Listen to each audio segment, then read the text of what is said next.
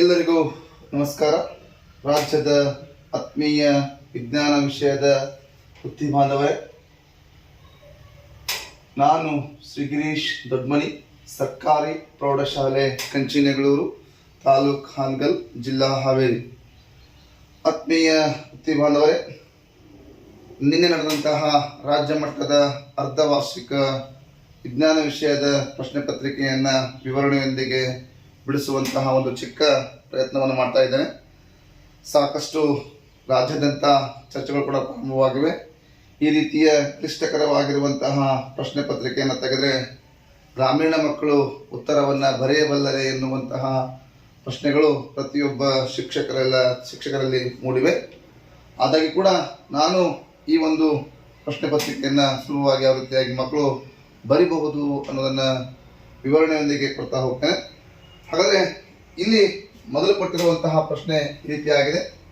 ವಿದ್ಯುತ್ ವಿಭವಾಂತರದ SI ಏಕಮಾನ ಅಂತ ಇದೆ. ಸಾಮಾನ್ಯವಾಗಿ ನಾವೆಲ್ಲ ಪಾಠ ಮಾಡುವಾಗ ಅಂತಾರಾಷ್ಟ್ರೀಯ ಏಕಮಾನ ಎನ್ನುವಂತಹ ಪದವನ್ನು ಕೂಡ ಬಳಸುತ್ತಾರೆ. ಹಾಗಾದರೆ ಇಲ್ಲಿ ವಿಭವಾಂತರದ ಅಂತಾರಾಷ್ಟ್ರೀಯ ಏಕಮಾನ ಯಾವುದು ಅಂತಂದ್ರೆ ಆಯ್ಕೆಗಳು ಕೊಟ್ಟಿದ್ದಾರೆ. ಆಯ್ಕೆ A ಆಂಪಿಯರ್ ಇದೆ, ಆಯ್ಕೆ B ವೋಲ್ಟ್ ಇದೆ, ಆಯ್ಕೆ C ಓಮ್ ಇದೆ, ಆಯ್ಕೆ D ಕೂಲಂ ಇದೆ. ಸಾಮಾನ್ಯವಾಗಿ ಬಹು ಆಯ್ಕೆಯ ಪ್ರಶ್ನೆಗಳಿಗೆ ಉತ್ತರವನ್ನು ಬರೆಯುವಾಗ ಕೊಟ್ಟಿರುವಂತಹ 4 ಆಯ್ಕೆಗಳನ್ನು ನಾವು ಸರಿಯಾಗಿ ತಿಳ್ಕೊಬೇಕಾಗ್ತದೆ. ಹಾಗೆ ಮೊದಲಿಗೆ ಆಂಪಿಯರ್ ಇದೆ. ನಮಗೆಲ್ಲ ಗೊತ್ತಿದೆ, ಆಂಪಿಯರ್ ಅನ್ನುವುದು ಸಾಮಾನ್ಯವಾಗಿ ಇದು ಏನಪ್ಪಾ ಅಂದ್ರೆ ವಿದ್ಯುತ್ ಪ್ರವಾಹವನ್ನು ಅಳೆಯಲು ಬಳಸುವಂತಹ ಒಂದು ಏಕಮಾನ. ಹಾಗಾಗಿ ಆಯ್ಕೆ A ಉತ್ತರ ಆಗಿರಲಿಲ್ಲ. ಹಾಗೆಯೇ ಆಯ್ಕೆ B ವೋಲ್ಟ್ ಅಂತಿದೆ. ಹಾಗಾದರೆ ವೋಲ್ಟ್ ಅನ್ನೋದು ಏನಪ್ಪಾ ಅಂದ್ರೆ ವೋಲ್ಟ್ ಅನ್ನುವುದು ವಿದ್ಯುತ್ ಪ್ರವಾಹವನ್ನು ಅಳೆಯಲು ವಿಭವಾಂತರವನ್ನು ಅಳೆಯಲು ಬಳಸುವಂತಹ ಒಂದು ಏಕಮಾನ. ಹಾಗಾಗಿ ಈ ಒಂದು ಪ್ರಶ್ನೆಗೆ ಸರಿಯಾದ ಉತ್ತರ ವೋಲ್ಟ್ ಆಗ್ತದೆ. ಈ ಒಂದು ಪ್ರಶ್ನೆಗೆ ಸರಿಯಾದ ಉತ್ತರ ವೋಲ್ಟ್ ಆಗ್ತದೆ, ಏಕೆಂದರೆ ವಿಭವಾಂತರದ SI ಏಕಮಾನ ವೋಲ್ಟ್ ಆಗಿರ್ತದೆ. ಹಾಗೆಯೇ C ಆಪ್ಷನ್ ನೋಡಿದ್ರೆ ಓಮ್ ಅಂತ ಇದೆ. ಓಮ್ ಅನ್ನುವುದು ಕೂಡ ಒಂದು ಅಂತಾರಾಷ್ಟ್ರೀಯ ಏಕಮಾನವಾಗಿದೆ.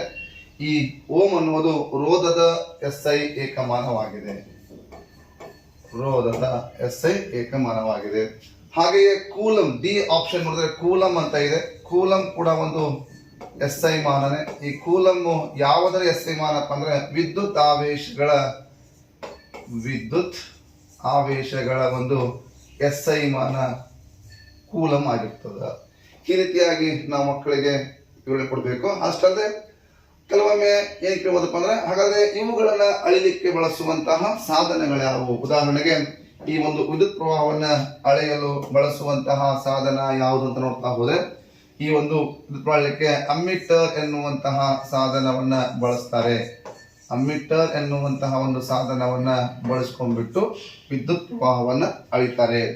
ಹಾಗಾದ್ರೆ ಈ ಅಮ್ಮೀಟರ್ ಅನ್ನ ಒಂದು ಮಂಡಲದಲ್ಲಿ ಯಾವಾಗಲೂ ಸರಣಿ ಕ್ರಮದಲ್ಲಿ ಬಳಸ್ತಾರೆ.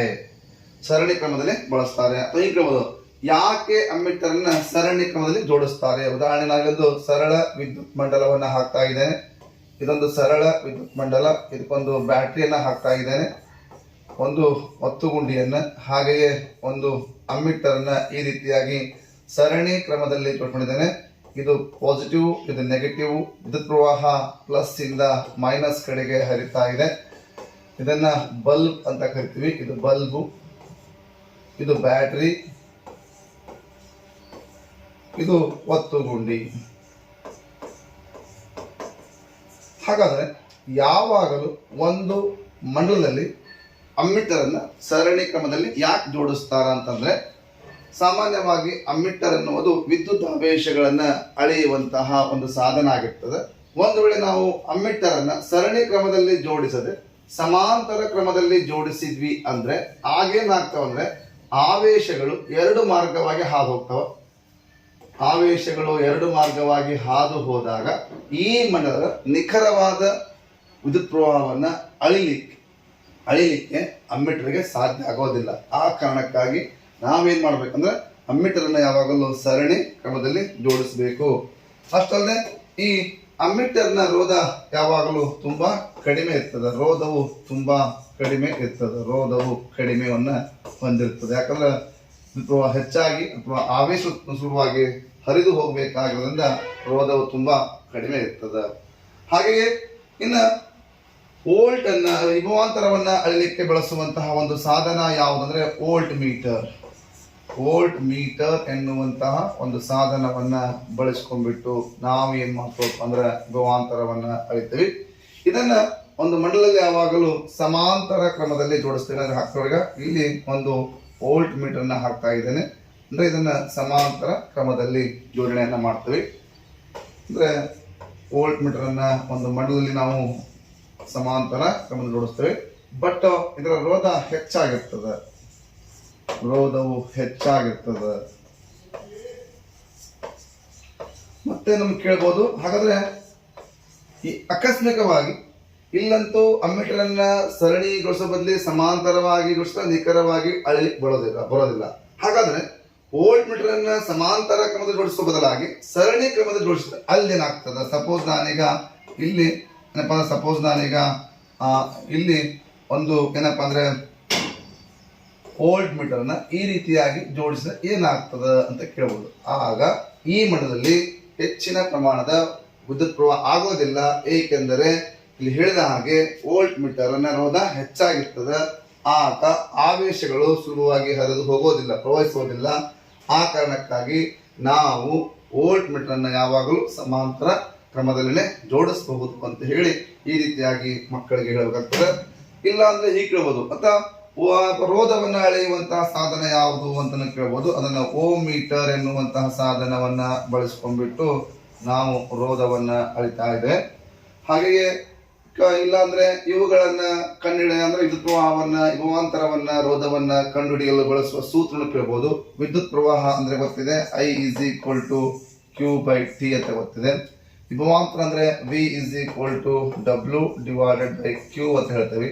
ಹಾಗೆಯೇ ರೋಧಕ್ ಬಂದ್ರೆ R = V/I ಅಂತಿದೆ. ಈ ರೀತಿಯಾಗಿ ನಮಗೆ ಕೆಲವೊಂದಿಷ್ಟು ಪ್ರಶ್ನೆಗಳನ್ನ ಈ ಅಂಶಗಳ ಮೇಲೆ ಕೇಳಬಹುದು. ಇಷ್ಟು ಏನಪ್ಪಾ ಅಂದ್ರೆ ಮೊದಲನೆಯ ಪ್ರಶ್ನೆಗೆ ಸಂಬಂಧಪಟ್ಟಂತಹ ವಿವರಣೆ ಆಯಿತು. ಹಾಗಾದ್ರೆ ಪ್ರಶ್ನೆ ಕೇಳಿ ನೋಡಿ, ಹೇಳಿದೆ ಫ್ಲೆಮಿಂಗನ ಎಡಗೈ ನಿಯಮದಲ್ಲಿ ತೋರ್ಬೆರಳು ಸೂಚಿಸುವುದೇನೆಂದರೆ ಅಂತ ಇದೆ. ನಮ್ಗೆಲ್ಲ ಗೊತ್ತಿದೆ, ಫ್ಲೆಮಿಂಗನ ಎಡಗೈ ನಿಯಮದಲ್ಲಿ ಎಡಗೈಯಲ್ಲಿರುವ ಹೆಬ್ಬೆರಳು, ತೋರ್ಬೆರಳು ಮತ್ತು ಮಧ್ಯದ ಬೆರಳನ್ನ ಪರಸ್ಪರ ಲಂಬವಾಗಿ ಹಿಡಿದುಕೊಂಡಾಗ ಹೆಬ್ಬೆರಳು ವಾಹಕದ ಚಲನೆ ದಿಕ್ಕನ್ನ, ತೋರ್ಬೆರಳು ಕಾಂತ ಕ್ಷೇತ್ರ ದಿಕ್ಕನ್ನ, ಮಧ್ಯ ಬೆರಳು ವಿದ್ಯುತ್ ಪ್ರವಾಹದ ದಿಕ್ಕನ್ನ ತೋರಿಸ್ತದ. ಇದನ್ನ ಮಕ್ಕಳಿಗೆ ತುಂಬಾ ಸುಲಭವಾಗಿ ನೆನಪಿಡ್ಲಿಕ್ಕೆ ಸ್ಟಾರ್ಟ್ ಮಾಡೋದೇ ಹೆಬ್ಬೆರಳಿಂದ. ಹಾಗಾಗಿ ಹೆಬ್ಬೆರಳು ಒಂದನೇದ್ದು, ತೋರ್ಬೆರಳು ಎರಡನೇದ್ದು, ಹಾಗೆ ಮೂರನೇದ್ದು ಮಧ್ಯದ ಬೆರಳು. ಹೆಬ್ಬೆರಳು ವಾಹಕದ ಚಲನೆಯ ದಿಕ್ಕನ್ನ ತೋರಿಸ್ತದ, ತೋರ್ಬೆರಳು ಕಾಂತ ಕ್ಷೇತ್ರದ ದಿಕ್ಕನ್ನ ತೋರಿಸ್ತದ, ಹಾಗೆ ಮಧ್ಯದ ಬೆರಳು ವಿದ್ಯುತ್ ಪ್ರವಾಹದ ದಿಕ್ಕನ್ನ ತೋರಿಸ್ತದ. ನಾವು ಶಾರ್ಟ್ಕಟ್ ಆಗಿ ಹೇಳ್ಬೇಕಂದ್ರ ಈ ಹೆಬ್ಬೆರಳು, ತೋರ್ಬೆರಳು ಮತ್ತು ಮಧ್ಯ ಬೆರಳು ಏನಪ್ಪಾ ಅಂದ್ರೆ ಇನ್ನೂ ಸಿಂಪಲ್ ಆಗಿ ವಾ ಕಾ ವಿ ಅಂತ ಹೇಳ್ಬೇಕು. ವಾ ಕಾ ವಿ ಅಂದ್ರೆ ವಾ ಅಂದ್ರೆ ವಾಹಕ ಚಲನೆ, ಕಾ ಅಂದ್ರೆ ಕಾಂತಕ್ಷೇತ್ರ, ವಿ ಅಂದ್ರೆ ವಿದ್ಯುತ್ ಪ್ರವಾಹ. ಅಂದ್ರೆ ಹೆಬ್ಬೆರಳು ವಾಹಕ ಚಲನೆಯನ್ನ, ತೋರ್ಬೆರಳು ಕಾಂತಕ್ಷೇತ್ರದ ಒಂದು ದಿಕ್ಕನ್ನ, ಮತ್ತೆ ಮಧ್ಯದ ಬೆರಳು ವಿದ್ಯುತ್ ಪ್ರವಾಹ ದಿಕ್ಕನ್ನ ತೋರಿಸ್ತದ. ಹಾಗಾಗಿ ಇಲ್ಲಿ ಕೇಳುವಂತಹ ಪ್ರಶ್ನೆಗೆ ತೋರ್ಬೆರಳು ಏನನ್ನ ಸೂಚಿಸದಪ್ಪ ಅಂದ್ರೆ ಕಾಂತಕ್ಷೇತ್ರವನ್ನ. ಆ ಕಾರಣಕ್ಕಾಗಿ ಈ ಪ್ರಶ್ನೆಗೆ ಸರಿಯಾದ ಉತ್ತರ ಕಾಂತಕ್ಷೇತ್ರ ಆಗಿರ್ತದ ಅಂತ ಹೇಳಿ ಸುಲಭವಾಗಿ ನಮ್ಮ ಮಕ್ಕಳಿಗೆ ಹೇಳಬಹುದು. ಇನ್ನ ತುಂಬಾ ಸ್ವಲ್ಪ ಕ್ಲಿಷ್ಟಕರವಾಗಿರುವಂತಹ ಮೂರನೆಯ ಒಂದು ಪ್ರಶ್ನೆ ಯಾವುದಪ್ಪ ಅಂದ್ರೆ ರೋಧಕಗಳ ಜೋಡಣೆಗಳಲ್ಲಿ 13.5 ಒಟ್ಟು ರೋಧವನ್ನು ಕೊಡುವ ಸಂಯೋಜನೆ ಯಾವುದು ಅಂತ ಕೇಳಿದರೆ, ಇಲ್ಲಿ ಕೊಟ್ಟಿರುವಂತಹ 4 ಆಯ್ಕೆಗಳಲ್ಲಿ ಮೊದಲನೆಯ ಆಯ್ಕೆ ನೋಡೋಣ. ಮೊದಲನೆಯ ಆಯ್ಕೆ ಏನಪ್ಪ ಅಂದ್ರೆ ಇಲ್ಲಿ ಕೊಟ್ಟಿರುವಂತಹ 9 ಓಂ ರೋಧಕಗಳನ್ನ ಸಮಾಂತರ ಕ್ರಮದಲ್ಲಿ ಜೋಡಿಸಿದ್ದಾರೆ. ಹಾಗಾಗಿ ನಮಗೆ 13.5 ಒಟ್ಟು ರೋಧ ಬೇಕಾಗಿದೆ.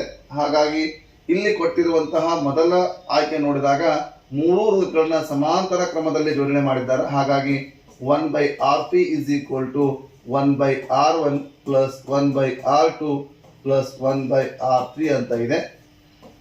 ಇಲ್ಲಿ ಇವುಗಳ ಬೆಲೆಯನ್ನು ಹಾಕಿದಾಗ 1/9 1/9 ಪ್ಲಸ್ 1/9 ಆಗ್ತದೆ. ಆಗ 1/RP ಇಸ್ ಈಕ್ವಲ್ ಟು 3/9 ಆಗ್ತದೆ. ಏಕೆಂದರೆ 9 ಲಸ ಆಗ್ತದೆ. ಆವಾಗ 9 ಒಂದೇ 9 9 ಒಂದೇ 9 9 ಒಂದೇ 9 ಮಾಡ್ತೀವಿ. ಆವಾಗ 1 ಒಂದೇ 1 1 ಒಂದೇ 1 1 ಪ್ಲಸ್ 1 2 2 1 3 ಆಗ್ತದೆ. ಇದನ್ನು ನಾವು ಆರ್ ಪಿ ಅಂತ ತೆಗೆದುಕೊಂಡಾಗ ಆಗ ಏನಾಗುತ್ತೆ ಅಂದ್ರೆ 9/3 ಆಗ್ತದೆ. 3 ಒಂದೇ 3 3 9. ಒಂದು ವೇಳೆ ಅವರು ಮಂಡಲದ ಒಟ್ಟು ರೋಧ 3 ಓಮ್ ಆಗಬೇಕಾಗಿತ್ತು ಅಂತ ಕೇಳಿದ್ರೆ ಆಗ ಉತ್ತರ ಇದಾಗ್ತಿತ್ತು. ಅವರು ಕೇಳಿದ್ದು 13.5 ಕೇಳಿದ್ದಾರೆ.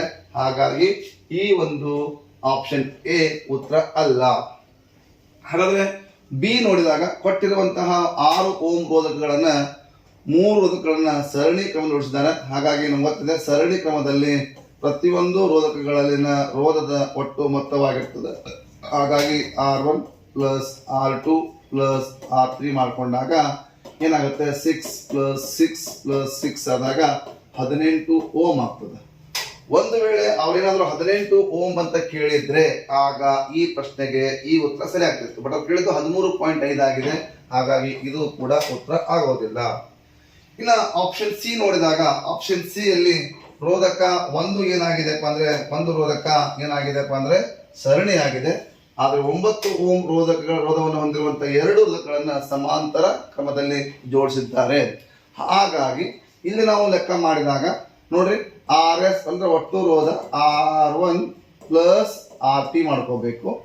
ಇಲ್ಲಿ RP ಅಂತ ಬಂದ್ರೆ R2 ಮತ್ತು R3 ಅನ್ನ ಸಮಾಂತರ ಮಾಡಿದ್ದಾರೆ. ಹಾಗಾಗಿ 1/RP ಇಸ್ ಈಕ್ವಲ್ ಟು ಫಸ್ಟ್ಗೆ 1/R2 ಪ್ಲಸ್ 1/R3 ಮಾಡ್ಕೊಳ್ಳೋಣ. ಆಗ 1/RP ಆಗ 1/9 ಪ್ಲಸ್ 1/9 ಆಗ್ತದೆ. ಆವಾಗ 1/RP ಇಸ್ ಈಕ್ವಲ್ ಟು 2/9 ಆಗ್ತದೆ. ಆಗ RP ಇಸ್ ಈಕ್ವಲ್ ಟು 9/2 ಆಗ್ತದೆ. ಆಗ RP ಇಸ್ ಈಕ್ವಲ್ ಟು 4.5 ಆಗ್ತದೆ. ಇದು ಈ ಎರಡು ರೋಧಕಗಳನ್ನ ಸಮಾಂತರ ಕ್ರಮ ಜೋಡಿಸಿದಾಗ ಬರುವಂತಹ ಮಂಡಲದ ಒಟ್ಟು ಈ ಮಂಡಲದ 4.5 ಆಗ್ತದೆ. ಈಗೇನಾಗ್ತದೆ ಈಗ 9 ಓಮ್ 4.5 ಓಮ್ಗೆ ಸರಣಿ ಆಗ್ತದೆ. ಹಾಗಾಗಿ ಒಟ್ಟು ರೋಧ RS is equal to R1 9 ಅದ, RP 4.5 ಅದ. ಆಗ ಎರಡನ್ನು ಕೂಡಿಸಿದಾಗ 13.5 ಆಗ್ತದೆ, 5 ಓಮ್ ಆಗ್ತದೆ. ಹಾಗಾಗಿ ಈ ಪ್ರಶ್ನೆಗೆ ಸರಿಯಾದ ಉತ್ತರ ಯಾವುದು ಅಂತ ನೋಡ್ತಾ ಹೋದ್ರೆ ಆಯ್ಕೆ ಸಿ ಸರಿಯಾದ ಉತ್ತರ ಆಗಿರ್ತದೆ. ಈ ರೀತಿಯಾಗಿ ಒಂದು ಅಂಕಕ್ಕೆ ಇಷ್ಟು ಕ್ಲಿಷ್ಟಕರವಾದ ಪ್ರಶ್ನೆ ಕೇಳಿದಾಗ ಮಗು ಇಷ್ಟೆಲ್ಲ ಬಿಡಿಸ್ತದ ಎನ್ನುವಂತಹ ಪ್ರಶ್ನೆಗಳು ಪ್ರತಿಯೊಬ್ಬ ಶಿಕ್ಷಕರಲ್ಲಿ ಮೂಡುವಂತಹ ಸಾಮಾನ್ಯ ಪ್ರಶ್ನೆ. ಹಾಗೆಯೇ ಆಯ್ಕೆ ಡಿ ನೋಡಿದಾಗ ಆಯ್ಕೆ ಡಿ ಅಲ್ಲಿ ಕೊಟ್ಟಿರುವಂತಹ 3 ರೋಧಕಗಳಲ್ಲಿ ಏನಪ್ಪಾ ಅಂದ್ರೆ R1 ಸರಣಿ ಇದೆ, 6 ಓಮ್ ಇದೆ. ಬಟ್ R2 ಮತ್ತು R3 ಗಳನ್ನ ಏನ್ ಮಾಡಿದಾರಪ್ಪ ಅಂದ್ರೆ ಸಮಾಂತರ ಮಾಡಿದ್ದಾರೆ. ಹಾಗಾಗಿ ಒಟ್ಟು ರೋಧವನ್ನ ಕಂಡುಹಿಡಿಬೇಕಾದ್ರೆ R1 ಪ್ಲಸ್ RP ಮಾಡ್ಕೋಬೇಕು. ಹಾಗಾದ್ರೆ ಮೊದಲಿಗೆ RP ಕಂಡುಹಿಡಿಬೇಕು. ಹಾಗಾಗಿ 1/RP is equal to 1/R2 plus 1/R3 ಆಗ್ತದೆ. 1/RP ಇಸ್ ಈಕ್ವಲ್ ಟು ಆಗ 1/6 ಪ್ಲಸ್ 1/6 ಆಗ್ತದೆ. 1/RP ಇಸ್ ಈಕ್ವಲ್ ಟು ಲಸ R ಆಗ್ತದೆ. ಅವಾಗ R ಅನ್ನ ಒಂದು ಬಾರಿ ಮಾಡಿದಾಗ 2/6 ಆಗ್ತದೆ. ಅವಾಗ RP ಇಸ್ ಈಕ್ವಲ್ ಟು 6/2 ಆದಾಗ 2 ಒಂದೇ 2 2 ಮೂರಲೇ ಮಾಡ್ತಿದ್ದೇವೆ. ಆವಾಗ 3 ಓಮ್ ಆಗ್ತದೆ.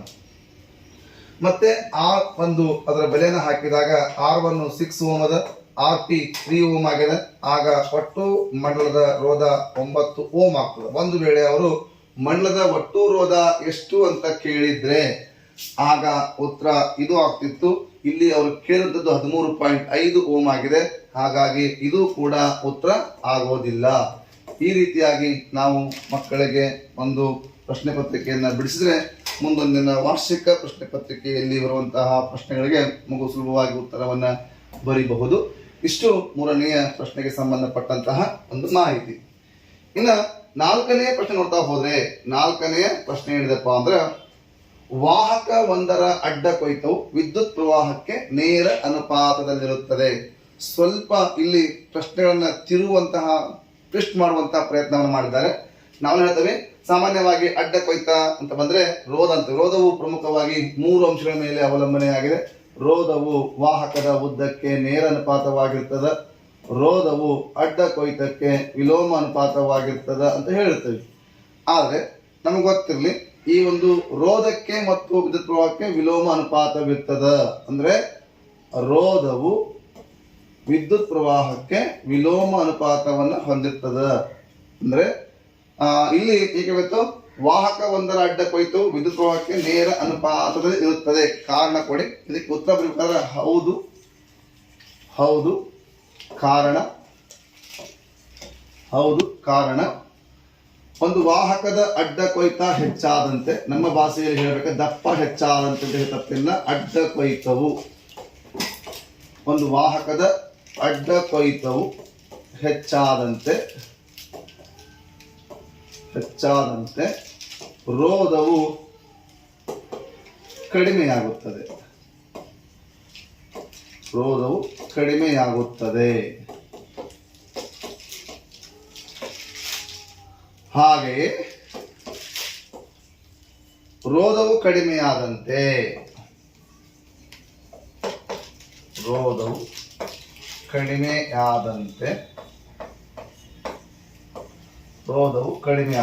ವಿದ್ಯುತ್ ಪ್ರವಾಹ ಹೆಚ್ಚಾಗುತ್ತದೆ.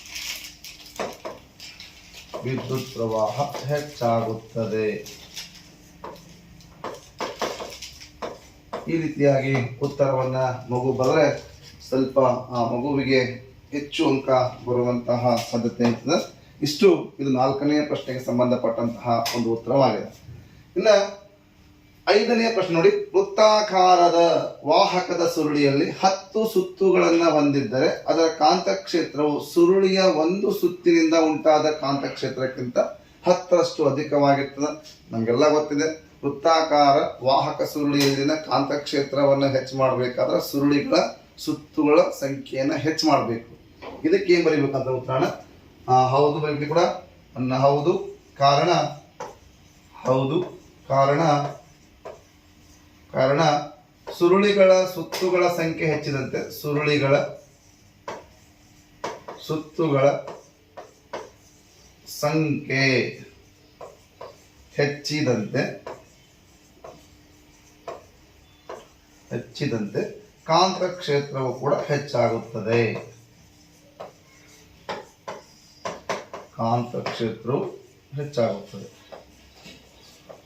ರೀತಿಯಾಗಿ ಉತ್ತರವನ್ನ ಆ ಮಗು ಬರೀಬೇಕಾಗ್ತದೆ. ಇದು 5ನೇ ಪ್ರಶ್ನೆಗೆ ಉತ್ತರವಾಗಿದೆ.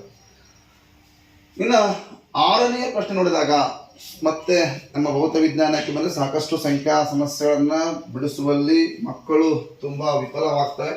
ಆದಾಗ್ಯೂ ಕೂಡ 6ನೆಯ ಪ್ರಶ್ನೆ ನೋಡಿದಾಗ ಇದು 1 ಅಂಕಕ್ಕೆ ಕೇಳುವಂತಹ ಪ್ರಶ್ನೆ ಅಲ್ಲ, ಆದಾಯ ಕೂಡ ಕೇಳಿದ್ದಾರೆ. ಈ ಪ್ರಶ್ನೆ ಯಾವ ರೀತಿಯಾಗಿ ಬಿಡಿಸಬೇಕು. 220 ವೋಲ್ಟ್ ಇರುವಂತರ ಮತ್ತು 5 ಆಂಪಿಯರ್ ರೇಟಿಂಗ್ ಅನ್ನ ಹೊಂದಿರುವಂತಹ ಗೃಹ ಬಳಕೆಯ ವಿದ್ಯುತ್ ಮಂಡಲಕ್ಕೆ 2 ಕಿಲೋವ್ಯಾಟ್ ಸಾಮರ್ಥ್ಯವಿರುವಂತಹ ಗೀಸರ್ ಅನ್ನ ಜೋಡಿಸಬಹುದೇ? ಅಂದ್ರೆ ನಮ್ಮನೆಯಲ್ಲಿ ಬಳಸುವಂತಹ ವಿದ್ಯುತ್ ಫ್ಯೂಸು 5 ಆಂಪಿಯರ್ ಇದೆ. 5 ಆಂಪಿಯರ್ ಹೊಂದಿರುವಂತಹ ವಿದ್ಯುತ್ ಮಂಡಲಕ್ಕೆ 2 ಕಿಲೋವ್ಯಾಟ್ ಸಾಮರ್ಥ್ಯವನ್ನ ಹೊಂದಿರುವಂತಹ ಗೀಸರ್ ಅನ್ನ ನಾವು ಬಳಸಬಹುದಾ ಅಂತ ಕೇಳಿದಾರೆ. ಏನ್ ಕೊಟ್ಟಿದ್ದಾರೆ? ವಿ ಕೊಟ್ಟಿದ್ದಾರೆ. V is equal to 220 volt ಅದ. ಹಾಗೆಯೇ ಏನ್ ಕೊಟ್ಟಿದಾರಪ್ಪ ಅಂದ್ರೆ ಪಿ ಕೊಟ್ಟಿದ್ದಾರೆ.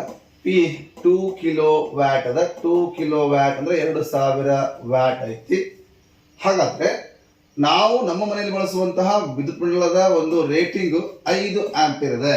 5 ಆಂಪಿಯರ್ ವಿದ್ಯುತ್ ಫ್ಯೂಸ್ ಅನ್ನ ಹೊಂದಿರುವಂತಹ ಒಂದು ನಮ್ಮ ಮನೆಯಲ್ಲಿರುವಂತಹ ಮಂಡಲಕ್ಕೆ ಈ 2 ಕಿಲೋ ವ್ಯಾಟ್ ಸಾಮರ್ಥ್ಯವನ್ನು ಹೊಂದಿರುವಂತಹ ಗೀಸರ್ ನ ಜೋಡ್ಸಕ್ ಬರುತ್ತೆ ಇಲ್ವಾ ಅಂತ ಕೇಳಿದಾರ.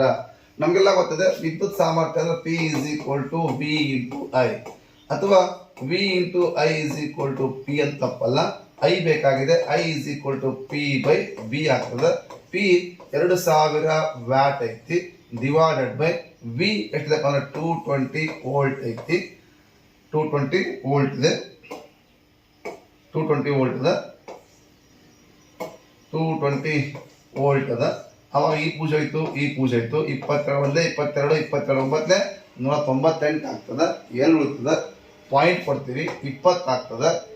ಮತ್ತೆ ಹೋಗಂಗಿಲ್ಲ, ಮತ್ತೊಂದು ಪೂಜಿ ಕೊಡ್ತೀರಿ, ಮತ್ತೆ 200 ಆಗ್ತದೆ. ಆವಾಗ ಮತ್ತೆ 9 ಆಗ್ತದೆ. ಆಗ ಐ ಬೆಲೆ 9.09 ಆಂಪಿಯರ್ ಆಗ್ತದೆ.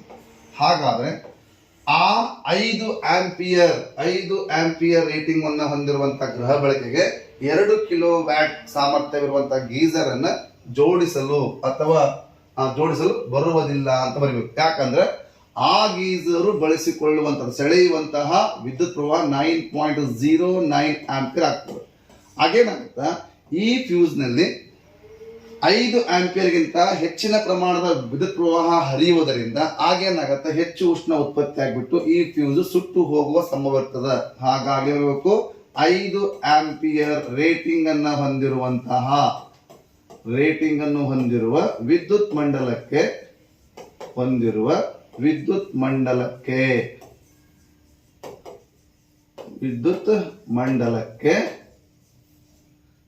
2 ಕಿಲೋ ವ್ಯಾಟ್ ಸಾಮರ್ಥ್ಯವಿರುವ 2 ಕಿಲೋ ವ್ಯಾಟ್ ಸಾಮರ್ಥ್ಯದ ಗೀಸರ್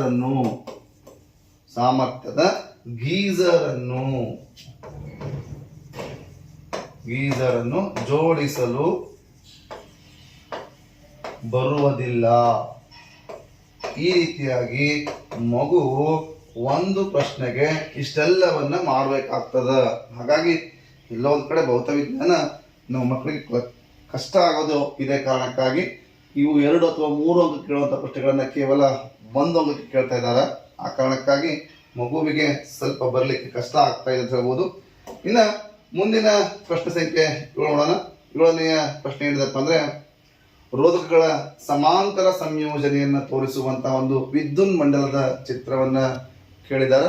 ಸಾಮಾನ್ಯವಾಗಿ ಸಾಕಷ್ಟು ಮಕ್ಕಳು ಇಂತಹ ಚಿತ್ರ ಸುಲಭವಾಗಿ ಬರೀತಾರೆ. ಹಾಗಾಗಿ ಇಲ್ಲಿ ಕೇಳುವಂತಹ ಚಿತ್ರ ಸಮಾಂತರ ಜೋಡಣೆ ಇದೆ. ರೋಧಕ 1,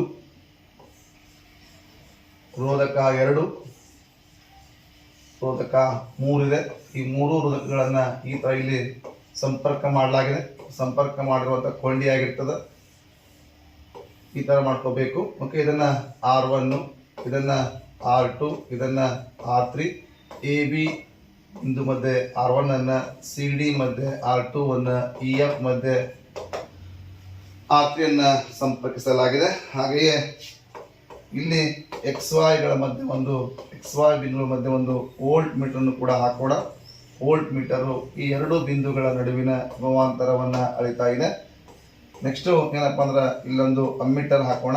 ಆ ಅಮ್ಮೀಟರ್ ಅನ್ನ ಹಾಕ್ಬಿಟ್ಟು ಇಲ್ಲಿ ವಿದ್ಯುತ್ ಕೋಶ ನೋಡ್ಸೋಣ. ಇದು ವಿದ್ಯುತ್ ಕೋಶ, ಇದು ಪ್ಲಸ್ ಆಗಿದೆ, ಪ್ಲಸ್ ಮೈನಸ್ ಆಗಿರ್ತದೆ. ಇನ್ನ ಒಂದು ಒತ್ತುಗುಂಡಿಯನ್ನು ಹಾಕೋಣ. ಈ ರೀತಿಯಾಗಿ ನಾವು ಚಿತ್ರವನ್ನ ಹಾಕಬೇಕಾಗ್ತದೆ. ಇದು ಮುಚ್ಚಿದ ಒತ್ತುಗುಂಡಿ, ಇದು ಬ್ಯಾಟರಿ ಆಗಿರ್ತದೆ. ಬ್ಯಾಟರಿ ವಿದ್ಯುತ್ ಪ್ರವಾಹ ಯಾವಾಗಲೂ ಬ್ಯಾಟರಿಯ ಪ್ಲಸ್ ನಿಂದ ಮೈನಸ್ಗೆ ಹರಿತಾ ಇರ್ತದೆ. ಈ ರೀತಿಯಾಗಿ ಚಿತ್ರವನ್ನ ಹಾಕುವುದರ ಮೂಲಕ ನಾವು ಮಗುವಿಗೆ ಸುಲಭವಾಗಿ ಅಂಕಗಳನ್ನ ತೆಗೆದುಕೊಳ್ಳುವಂತೆ ಹೇಳ್ಬೋದು. ಇಷ್ಟು ಏನಪ್ಪಾ ಅಂದ್ರೆ ರೋಧಕಗಳ ಒಂದು ಸಮಾಂತರ ಜೋಡಣೆ ಆಗಿರ್ತದೆ. ನಾವು ಆಕಸ್ಮಿಕವಾಗಿ ಅಲ್ಲಿ ಸರಳಿ ಈ ತರ ರೋಧಕಗಳನ್ನ ಒಂದರ ಮುಂದೆ ಒಂದು ಜೋಡಿಸಿಬಿಟ್ಟು ಈ ತರ ಒಂದು ಅಮ್ಮಿಟರ್ನ ಹಾಕೊಂಡ್ಬಿಟ್ಟು ಏನಪ್ಪಾ ಅಂದ್ರೆ ಒಂದು ಬ್ಯಾಟ್ರಿಯನ್ನ ಹಾಗೆ ಒಂದು ಸ್ವಿಚ್ ಅನ್ನ ಹಾಕೊಂಡ್ಬಿಟ್ಟು ನಾವು ಈಗ R1 ಇದಕ್ಕೆ R2 ಇದಕ್ಕೆ R3 ಹಾಕ್ಬಿಟ್ಟು ಇದು ಅಮ್ಮೀಟರು. ಓಕೆ, ಇದು ಪ್ಲಸ್ ಆಗಿರ್ತದೆ, ಇದು ಮೈನಸ್ ಆಗಿರ್ತದೆ. ಇದು ಪ್ರವಾಹ ಪ್ಲಸ್ ಇಂದ ಮೈನಸ್ಗೆ ಹೋಗ್ತದ ಅಂತ ಹೇಳಿ ಈ ರೀತಿಯಾಗಿ ನಾವು ಮಕ್ಕಳಿಗೆ ಏನ್ ಮಾಡ್ಬೋದು, ಸರಳಿ ಕೀಳಿ ಅಥವಾ ಸಮಾಂತರ ಕೀಳಿ ಚಿತ್ರವನ್ನು ಹಾಕ್ಲಿಕ್ಕೆ ಹೇಳ್ಬೋದು. ಇಷ್ಟು ಏನಪ್ಪಾ ಅಂದ್ರೆ ಪ್ರಶ್ನೆ ಸಂಖ್ಯೆ 7ಕ್ಕೆ ಸಂಬಂಧಪಟ್ಟಂತಹ ಒಂದು ಉತ್ತರ. ಇನ್ನ 8ನೆಯ ಒಂದು ಪ್ರಶ್ನೆ ನೋಡೋಣ.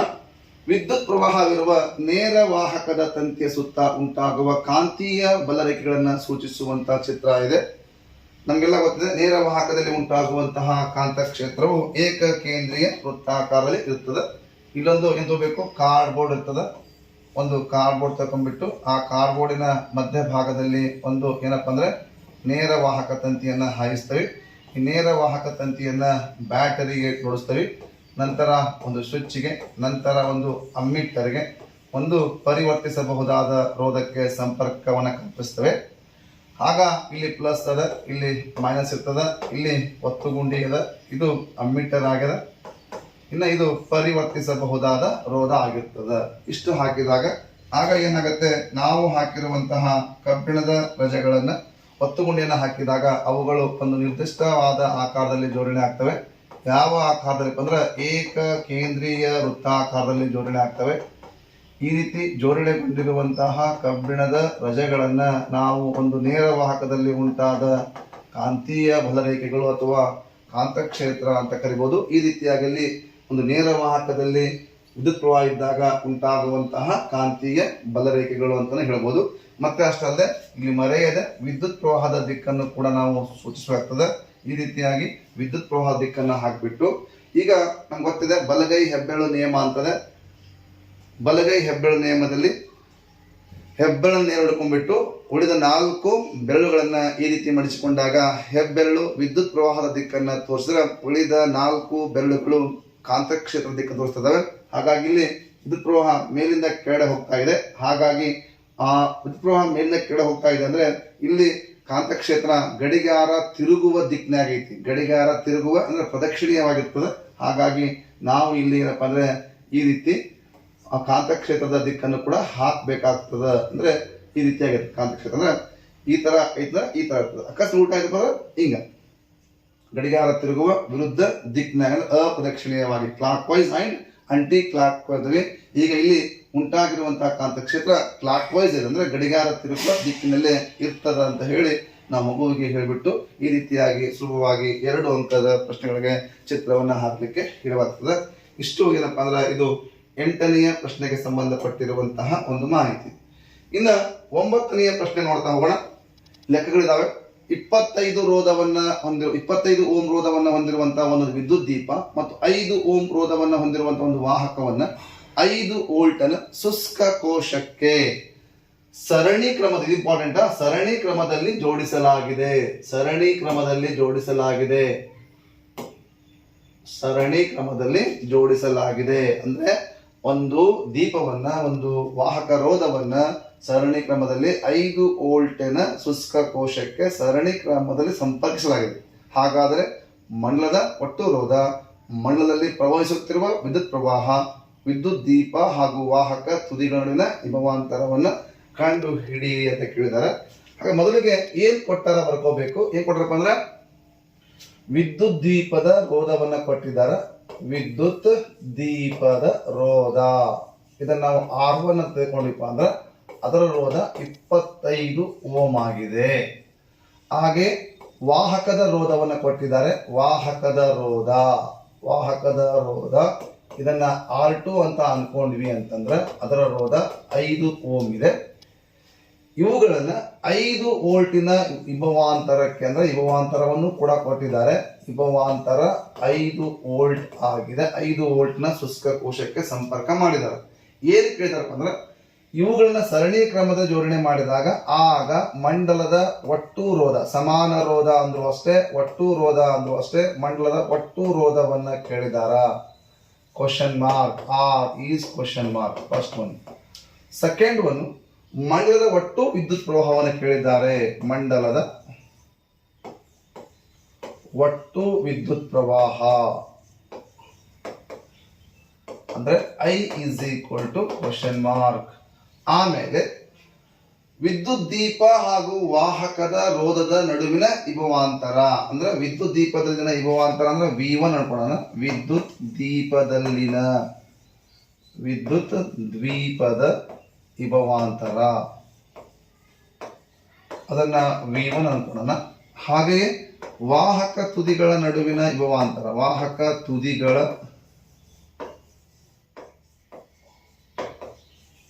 ನಡುವಿನ ವಿಭವಾಂತರ ಇದನ್ನ V2 ಅನ್ಕೊಳ್ಳೋಣ. ಇಷ್ಟನ್ನ ಕೇಳಿದಾರೆ. ಹಾಗಾದ್ರೆ ನಮಗೆಲ್ಲ ಗೊತ್ತಿದೆ ಸರಣಿ ಕ್ರಮದಲ್ಲಿ ಜೋಡಿಸಿರುವುದರಿಂದ ಗೊತ್ತಿರುವಂತಹ ಸೂತ್ರ ಯಾವುದಪ್ಪ ಅಂದ್ರೆ RS is equal to R1 plus R2 ಮಾಡ್ಕೊಳ್ತೇವೆ. ಆಗ R1 25 ಓಮ್ ಇದೆ, R2 5 ಓಮ್ ಇದೆ. ಆಗ ಮಂಡಲದ ಒಟ್ಟು ರೋಧ 25 ಓಮ್ ಆಗ್ತಂದ್ರೆ ಈಗ R1 ಬಂತು, ಮಂಡಲದ ಒಟ್ಟು ರೋಧ 30 ಓಮ್ ಆಗಿದೆ. ಮೊದಲನೆಯ ಒಂದು ಪ್ರಶ್ನೆಗೆ ಉತ್ತರ ಮುಗಿತು. ಎರಡನೇದು ಮಂಡಲದ ಒಟ್ಟು ವಿದ್ಯುತ್ ಪ್ರವಾಹವನ್ನ ಕೇಳಿದ್ದಾರೆ. ಮಂಡಲದ ಒಟ್ಟು ವಿದ್ಯುತ್ ಪ್ರವಾಹವನ್ನ ಕಂಡುಹಿಡಿಬೇಕಾದ್ರೆ ಬರಬೇಕಿಲ್ಲ ಮಂಡಲದ ಒಟ್ಟು ರೋಧ, ಮಂಡಲದ ಒಟ್ಟು ರೋಧ 30 ಓಮ್. ಈಗ ಈ ಮಂಡಲದ ವಿದ್ಯುತ್ ಪ್ರವಾಹ ಕೇಳಿದರೆ ಹಾಗಾಗಿ ಸೂತ್ರ ಬರ್ತದೆ I is equal to V/R. V ಎಷ್ಟಿದೆಪ್ಪ ಅಂದ್ರೆ 5 ಅದ, 6 30 ಅದ, 5 1 5, 5 6 30, ಆಗ 1/6 ಆಂಪಿಯರ್ ಆಗ್ತದೆ. ಮಂಡಲದ ಒಟ್ಟು ವಿದ್ಯುತ್ ಪ್ರವಾಹ 1.6 ಆಗ್ತದೆ. ಇಲ್ಲ ಕಡ್ತಾ ಹೊಡೆದು ಮಾಡಬಹುದು. ಕಡ್ತಾ ಹೊಡೆದಾಗ ಏನಪ್ಪ 6 1 6 ಆಗ್ತದೆ. ಅವಾಗ ಹೋಗಂಗಿಲ್ಲ, ಪಾಯಿಂಟ್ ಕೊಡ್ತೀರಿ. ಅವಾಗ 10 ಆಗ್ತದೆ. ಅವಾಗ 6 1 6 ಆಯ್ತದ. ಮತ್ತೆ 4 ಉಳಿತದ, 40 ಆಗ್ತದೆ. 6 36 ಆಗ್ತದೆ. ಹೀಗಾದ್ರೂ ಮಾಡಿಕೊಂಡು ಕೂಡ ಮಾಡಬಹುದು, ತಪ್ಪೇನಿಲ್ಲ.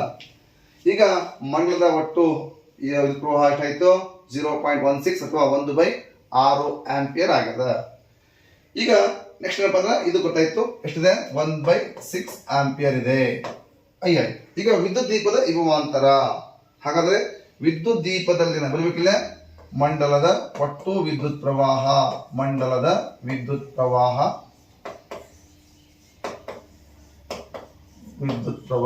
1/6 ಆಂಪಿಯರ್ ಆಗಿದೆ. ಈಗ ವಿದ್ಯುತ್ ದೀಪದಲ್ಲಿನ ವಿಭವಾಂತರ ನಾವು ಕೊಟ್ಟಂತಹ 5 ವೋಲ್ಟ್ನ್ಯಾಗ ವಿದ್ಯುತ್ ದೀಪಕ್ಕೆ ಎಷ್ಟು ವೋಲ್ಟೇಜ್ ಹೋಗ್ತದ, ಹಾಗೆಯೇ ವಾಹಕ ತುದಿಗಳ ನಡುವಿನಕ್ಕೆ ಎಷ್ಟು ಹೋಗ್ತದ ವಿಭವಾಂತರ V1 is equal to R1 into I.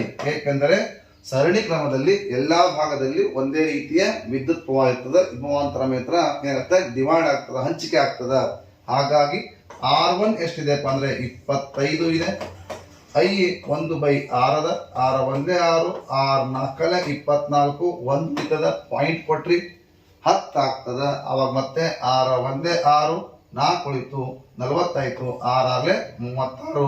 ಹಾಗಾಗಿ V1 is equal to 4.16 volt. ಇನ್ನ ವಾಹಕ ತುದಿಗಳಲ್ಲಿನ ವಿಭವಾಂತರ ಅಥವಾ ವಾಹಕದಲ್ಲಿನ ವಿಭವಾಂತರವನ್ನು ಕಂಡುಹಿಡಿಯಬೇಕಾದ್ರೆ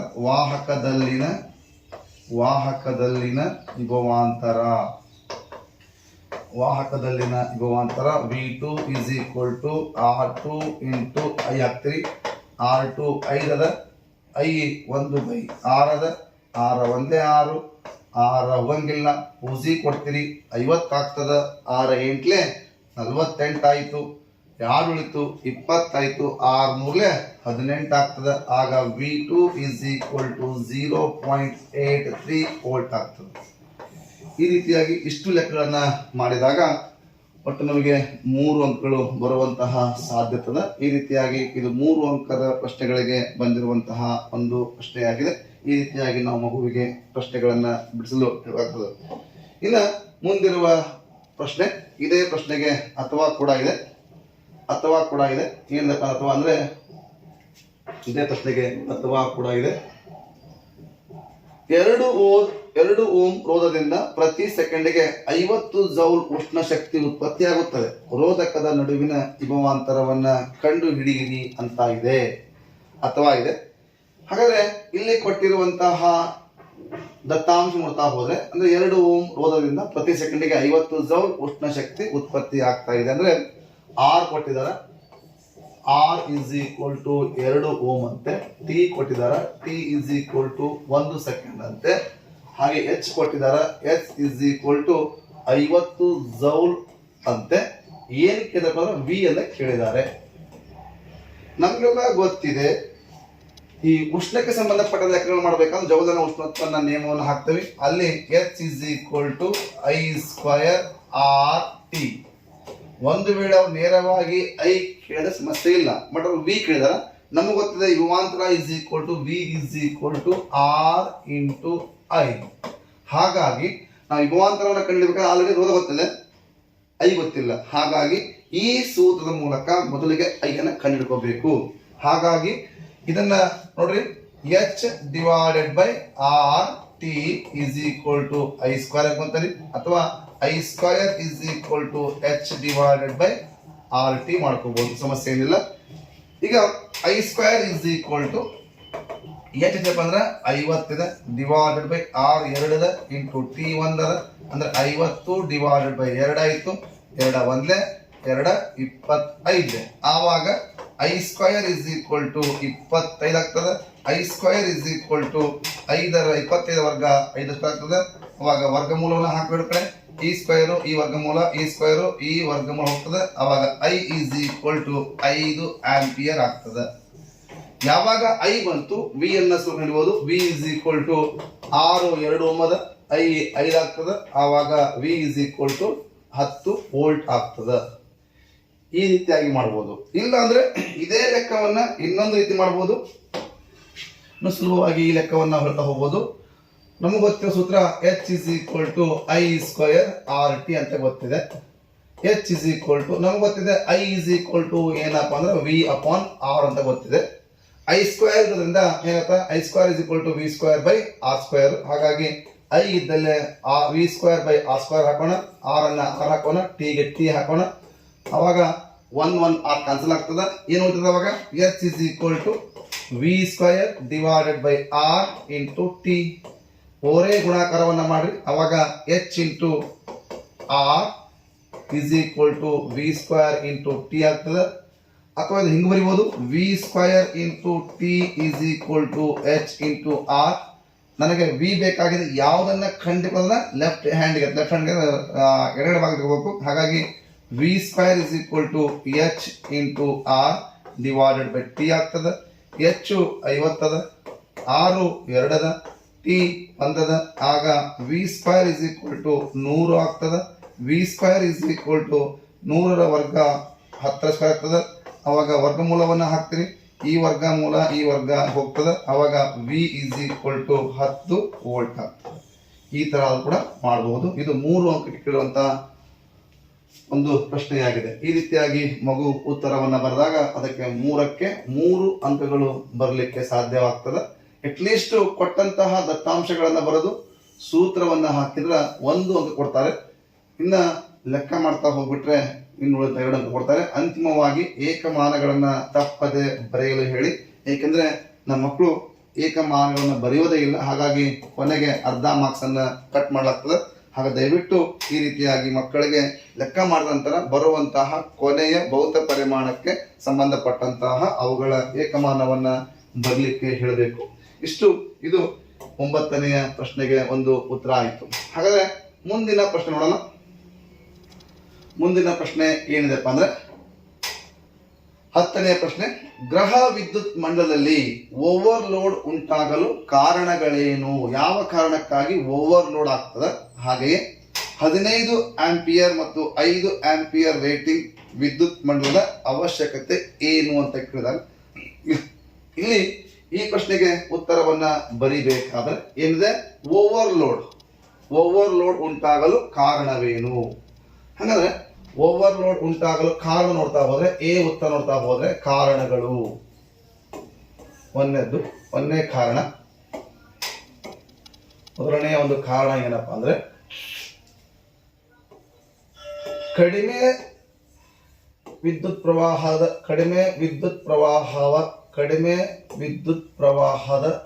ಸಾಮರ್ಥ್ಯ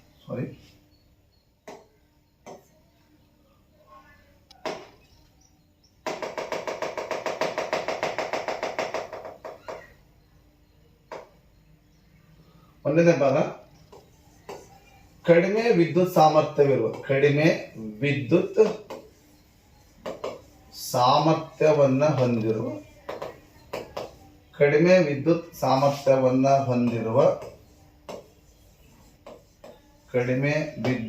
ಸಾಮರ್ಥ್ಯವನ್ನ ಹೊಂದಿರುವ ಮಂಡಲಗಳಿಗೆ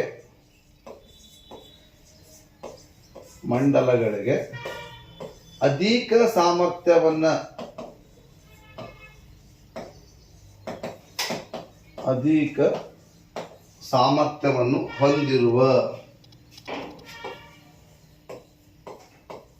ಹೊಂದಿರುವ ವಿದ್ಯುತ್ ಉಪಕರಣಗಳನ್ನು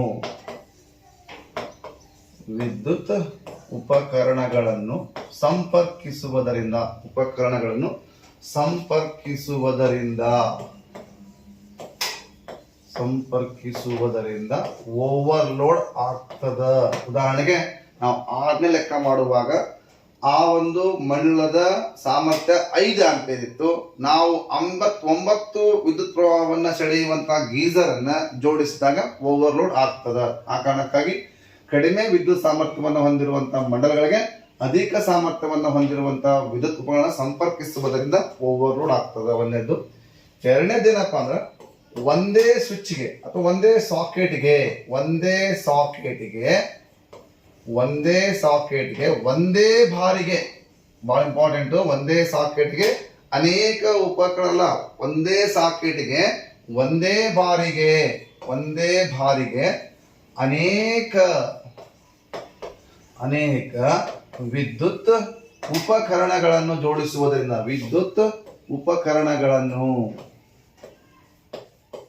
ಉಪಕರಣಗಳನ್ನು ಜೋಡಿಸುವುದರಿಂದ ಸಂಪರ್ಕಿಸುವುದರಿಂದ ಓವರ್ಲೋಡ್ ಆಗ್ತದ.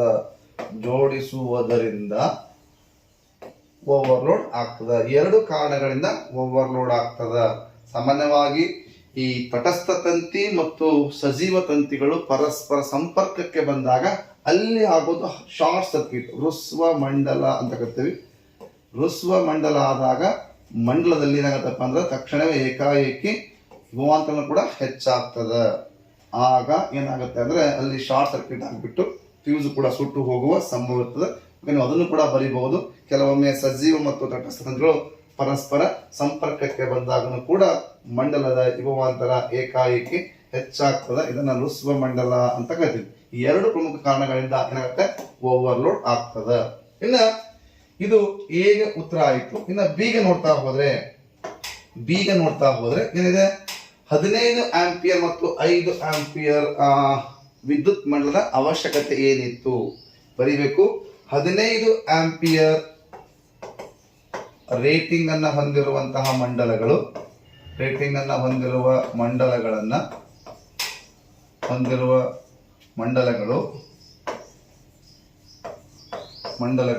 ಅಧಿಕ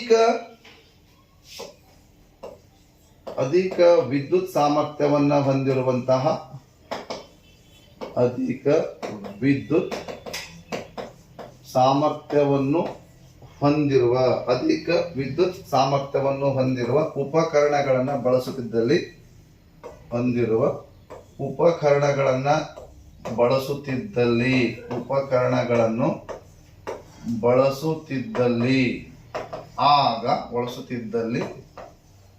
ಆಗ 15 ಆಂಪಿಯರ್ ರೇಟಿಂಗ್ ಅನ್ನು ಹೊಂದಿರುವಂತಹ ಮಂಡಲಗಳನ್ನು 15 ಆಂಪಿಯರ್ ರೇಟಿಂಗ್ ವಿದ್ಯುತ್ ಮಂಡಲದ ಅವಶ್ಯಕತೆ ಇದೆ. ಹೆಚ್ಚಿನ ಸಾಮರ್ಥ್ಯವನ್ನು ಹೊಂದಿರುವಂತಹ ಉಪಕರಣ, ಉದಾಹರಣೆಗೆ ವಾಷಿಂಗ್ ಮಷಿನ್ ಇರ್ಬೋದು, ಅಥವಾ ಏನಪ್ಪಾ ಅಂದ್ರೆ ಗೀಸರ್ ಇರ್ಬೋದು, ಅಥವಾ ವಾಟರ್ ಅಥವಾ ಏನಪ್ಪಾ ಅಂದ್ರೆ ಐರನ್ ಬಾಕ್ಸ್ ಇರ್ಬೋದು. ಇವುಗಳಿಗೆ ಹೆಚ್ಚಿನ ಒಂದು ಏನ್ ಬೇಕಂದ್ರೆ ವಿದ್ಯುತ್ ಸಾಮರ್ಥ್ಯ ಬೇಕು. ಐರನ್ ಬಾಕ್ಸ್ ಇರ್ಬೋದು ಅಥವಾ AC ಇರ್ಬೋದು. ಇಂತಹ ಸಾಧನಗಳನ್ನ ನಾವು ನಮ್ಮ ಮನೆಯಲ್ಲಿ ಬಳಸ್ತಾ ಇದ್ವಿ ಅಂದ್ರೆ ಆಗ ನಾವು 15 ಆಂಪಿಯರ್ ರೇಟಿಂಗ್ ಅನ್ನ ಹೊಂದಿರುವಂತಹ ವಿದ್ಯುತ್ ಮಂಡಲ ಬಳಸಬೇಕು. 5 ಆಂಪಿಯರ್ ರೇಟಿಂಗ್ ಅನ್ನು ಹೊಂದಿರುವಂತಹ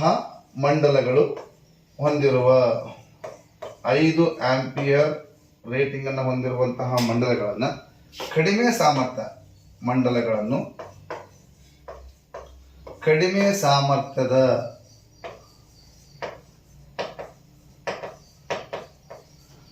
ಸಾಮರ್ಥ್ಯವನ್ನು ಹೊಂದಿರುವ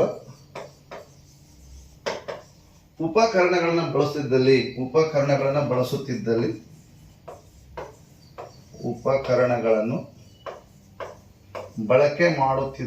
ಬಳಕೆ ಮಾಡುವ ಸಂದರ್ಭದಲ್ಲಿ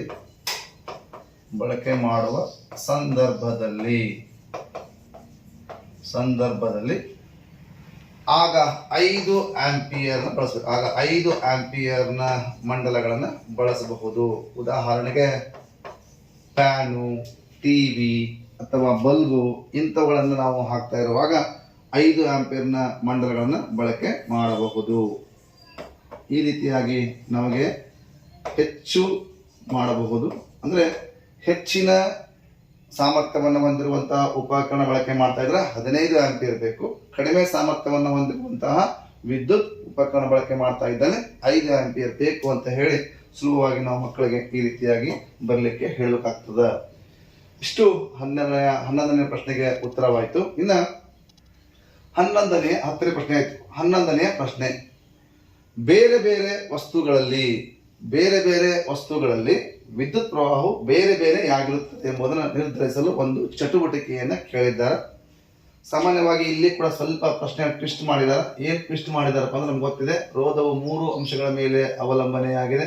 ಒಂದು ವಾಹಕದ ಉದ್ದ, 2 ದಪ್ಪ ಹಾಗೂ ಅದರ ಸ್ವಾಭಾವಿಕ ಗುಣದ ಮೇಲೆ ಅವಲಂಬನೆಯಾಗಿದೆ. ಅಂದ್ರೆ ಎಲ್ಲಾ ವಸ್ತುಗಳಲ್ಲಿ ಒಂದೇ ರೀತಿಯಾಗಿರುವಂತಹ ವಿದ್ಯುತ್ ಪ್ರವಾಹ ಇರುವುದಿಲ್ಲ ಅಂತ ಹೇಗೆ ಹೇಳ್ತೀರಿ ಅನ್ನುವಂತಹ ಚಟುವಟಿಕೆಗಳಿದ್ದಾರೆ. ಹಾಗೆ ಈ ಚಟುವಟಿಕೆ ಮಾಡೋದು ಹೇಗೆ ಅಂತ ನೋಡ್ತಾ ಹೋಗೋಣ. ಏನಿದೆ, ಬೇರೆ ವಸ್ತುಗಳಲ್ಲಿ ಪ್ರವಾಹ ಬೇರೆ ಆಗಿರ್ತದೆ. ಮೊದಲನೇ ಪಾಯಿಂಟ್, ಎಷ್ಟನೇ ಪ್ರಶ್ನೆ? 11ನೆಯ ಪ್ರಶ್ನೆಗೆ ಉತ್ತರವನ್ನ ಯಾವ ರೀತಿಯಾಗಿ ಬರಿತಾ ಹೋಗಬೇಕು. 11ನೆಯ ಪ್ರಶ್ನೆ ಮೊದಲನೇ ಪಾಯಿಂಟ್, ಒಂದೇ ಉದ್ದವಿರುವ ಹಾಗೂ ಒಂದೇ ಅಡ್ಡ ಕೊಯ್ತವನ್ನ ಹೊಂದಿರುವ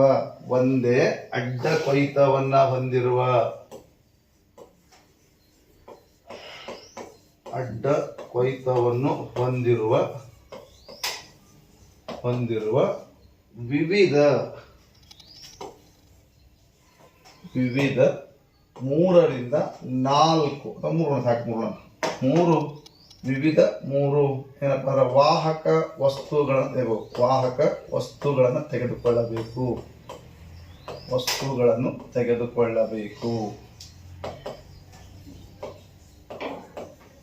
ಅಂದ್ರೆ ಉದ್ದಾನು ಒಂದೇ ಇರಬೇಕು, ಮತ್ತೆ ಅಡ್ಡ ಕೊಯ್ತ ಅಥವಾ ದಪ್ಪನು ಒಂದೇ ಇರಬೇಕು. ಒಂದೇ ಒಂದು ಪಾಯಿಂಟ್. ಎರಡನೇ ಪಾಯಿಂಟ್ ಏನ್ ಮಾಡ್ಬೇಕಂದ್ರೆ, ಒಂದು ಸರಳ ವಿದ್ಯುತ್ ಮಂಡಲವನ್ನ ರಚಿಸ್ಕೊಂಡ್ಬಿಟ್ಟು ಒಂದು ಸರಳ ವಿದ್ಯುತ್ ಮಂಡಲಕ್ಕೆ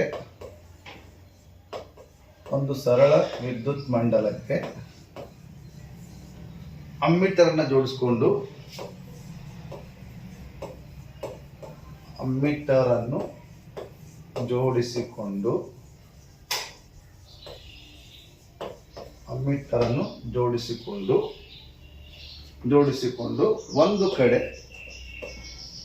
ಒಂದು ಕಡೆ ಮಂಡಲವನ್ನ, ಒಂದು ಕಡೆ ವಾಹಕದ ಎರಡು ತುದಿಗಳನ್ನ ಸಂಪರ್ಕ ಮಾಡದೆ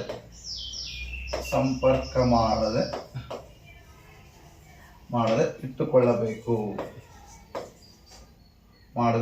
ಸಂಪರ್ಕವನ್ನ ಮಾಡದೆ ಬಿಡಬೇಕು. ಬೇಕಾದ್ರೆ ನೀವು ಬರೀ ಒಂದೇ ಉದ್ದ ಇರುವ ಹಾಗೂ ಒಂದೇ ಅಡ್ಡ ಕೊಯ್ತವನ್ನು ಹೊಂದಿರುವಂತಹ ವಿವಿಧ 3 ವಾಹಕ ವಸ್ತುಗಳ ಉದಾಹರಣೆಗೆ ಎಕ್ಸಾಂಪಲ್ ಅಥವಾ ಉದಾಹರಣೆಗೆ ಕಬ್ಬಿಣದ ವಸ್ತುವನ್ನ, ತಾಮ್ರದ ತಂತಿಯನ್ನ ಅಥವಾ ತಾಮ್ರದ ವಾಹಕವನ್ನ, ಹಾಗೆಯೇ ಬೆಳ್ಳಿಯ ವಾಹಕವನ್ನ ತೆಗೆದುಕೊಳ್ಳೋಣ. ಈಗ ಬೇಕಾದ್ರೆ ಇಲ್ಲಿ ಒಂದು ಸಣ್ಣ ಮಂಡಲನ್ನು ಕೂಡ ಹಾಕ್ತಾ ಇದ್ದೇನೆ. ಇಲ್ಲೊಂದು ಬ್ಯಾಟ್ರಿ ಇದೆ, ಇಲ್ಲೊಂದು ಸ್ವಿಚ್ ಇದೆ, ಹಾಗೆಯೇ ಸ್ವಿಚ್ ಇದೆ, ಒಂದು ಬ್ಯಾಟ್ರಿ ಇದೆ, ಹಾಗೂ ಒಂದು ಅಮ್ಮೀಟರ್ನು ಕೂಡ ಸಂಪರ್ಕ ಮಾಡಿದೆ. ಈ ರೀತಿಯಾಗಿ ಇಲ್ಲಿ ಈ 2 ವಾಹಕ ತುದಿಗಳ ಮಧ್ಯೆ ಜಾಗ ಖಾಲಿ ಇದೆ. ಪ್ಲಸ್ಸು ಮೈನಸ್ಸು, ವಿದ್ಯುತ್ ಪ್ರವಾಹ ಪ್ಲಸ್ ಇಂದ ಮೈನಸ್ಗೆ ಹೋಗ್ತಾ ಇದೆ. ಇದು ಐ ಆಗಿರ್ತದೆ. ಓಕೆ, ಇದು ಮೈನಸ್ಸು, ಇದು ಮೈನಸ್ಸು, ಇದು ಪ್ಲಸ್ ಆಗಿರ್ತದೆ. ಈ ರೀತಿಯಾಗಿ ನಾವು ಒಂದು ಸರಳ ವಿದ್ಯುತ್ ಮಂಡಲವನ್ನು ಮಾಡ್ಕೋಬೇಕು. ಓಕೆ, ಇಷ್ಟು ಮಾಡ್ಕೊಂಡ್ಬಿಟ್ಟು, ಅಥವಾ ನಾವು ಅಮ್ಮೀಟರ್ ಇಲ್ಲ ಅಂತಂದ್ರೆ ಒಂದು ಬಲ್ಬ್ ಕೂಡ ಹಾಕೋಬಹುದು. ಹೀಗೆ ಮಾಡಬೇಕು. ನಾವು ತೆಗೆದುಕೊಂಡಿರುವಂತಹ ಒಂದೇ ಉದ್ದವಿರುವ, ಒಂದೇ ದಪ್ಪವಿರುವಂತಹ 3 ವಸ್ತುಗಳು, ಕಬ್ಬಿಣ ಇದೆ, ತಾಮ್ರ ಇದೆ, ಬೆಳ್ಳಿ ಇದೆ. ಮೊದಲಿಗೆ ಮಾಡ್ಬೇಕಂದ್ರೆ, ಈಗ 3ನೇ ಪಾಯಿಂಟ್, ಒಂದೊಂದು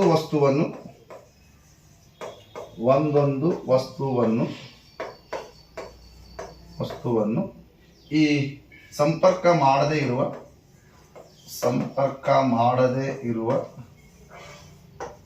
ಎರಡು ವಾಹಕ ತುದಿಗಳಿಗೆ ಎರಡು ವಾಹಕ ತುದಿಗಳಿಗೆ ಸಂಪರ್ಕಿಸಿ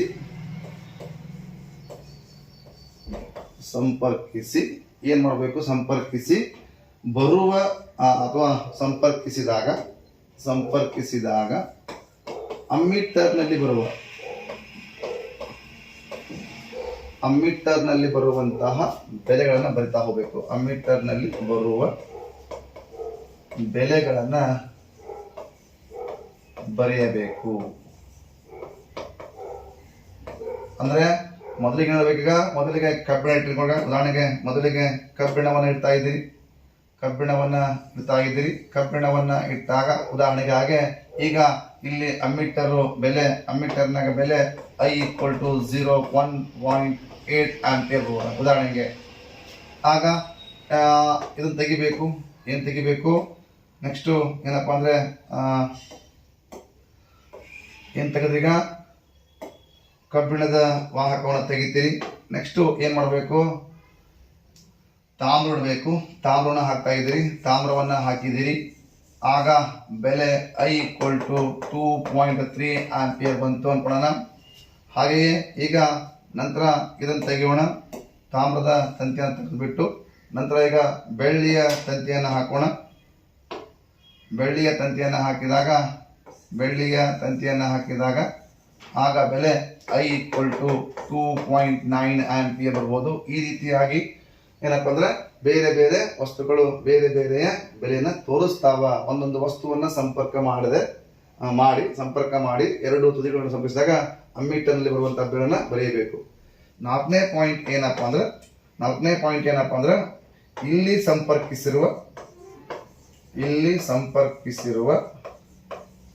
ಸಂಪರ್ಕಿಸಿರುವ ವಿವಿಧ ವಸ್ತುಗಳು ತಮ್ಮ ಮೂಲಕ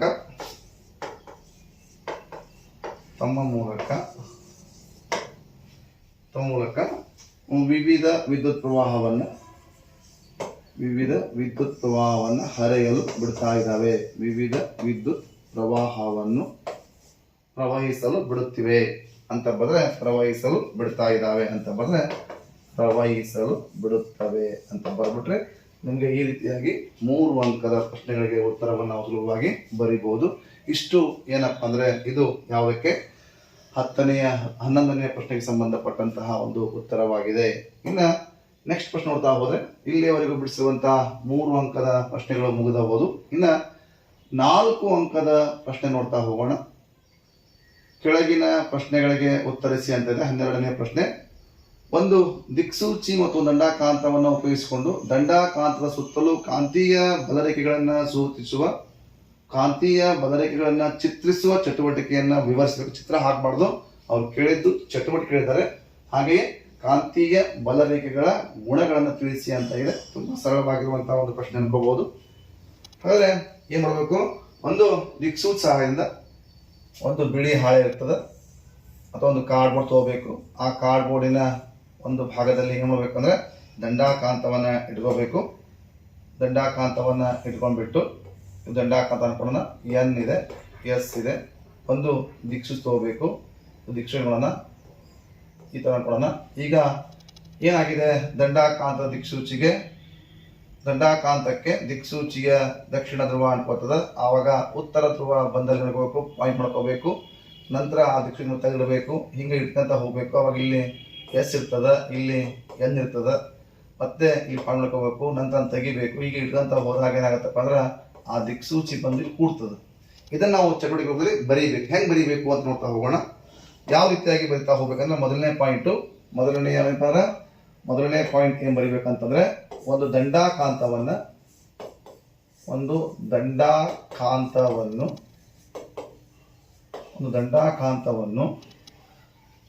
ಕಾರ್ಡ್ಬೋರ್ಡ್ಗೆ ಅಂಟಿಸಿಕೊಳ್ಳಬೇಕು. ದಂಡಕಾಂತವನ್ನು ಕಾರ್ಡ್ಬೋರ್ಡ್ಗೆ ಅಂಟಿಸಿಕೊಳ್ಳಬೇಕು.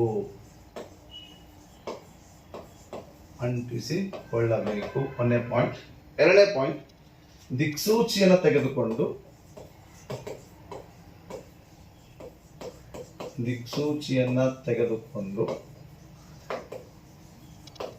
ತೆಗೆದುಕೊಂಡು ದಂಡಾಕಾಂತದ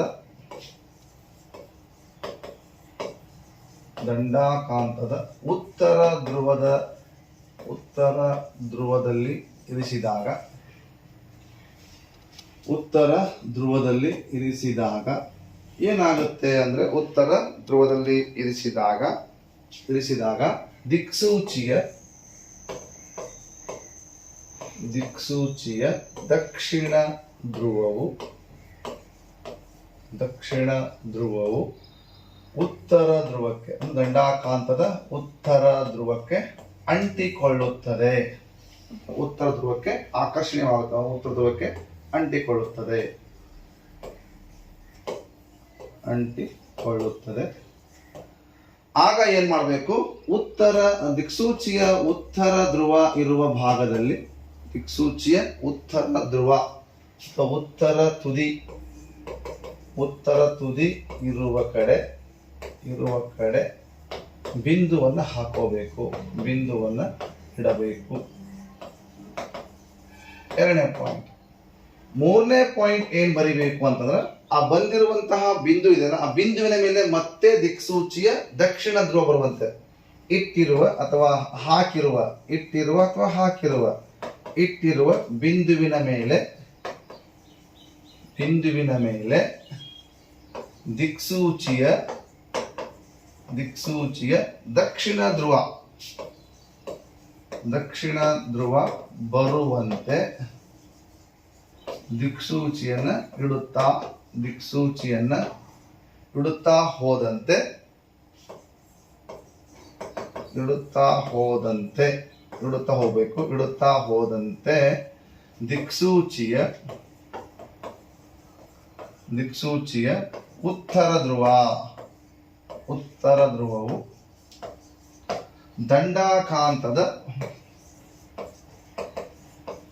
ದಂಡಾಕಾಂತದ ದಕ್ಷಿಣ ಧ್ರುವಕ್ಕೆ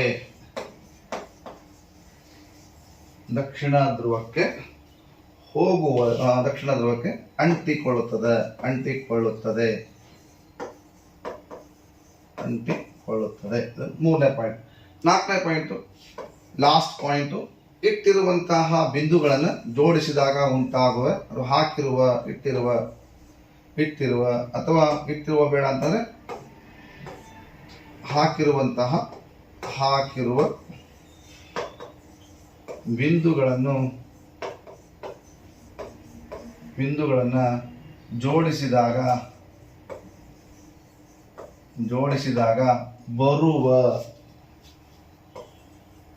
ಬರುವ ರೇಖೆಗಳೇ ಕಾಂತೀಯ ರೇಖೆಗಳು.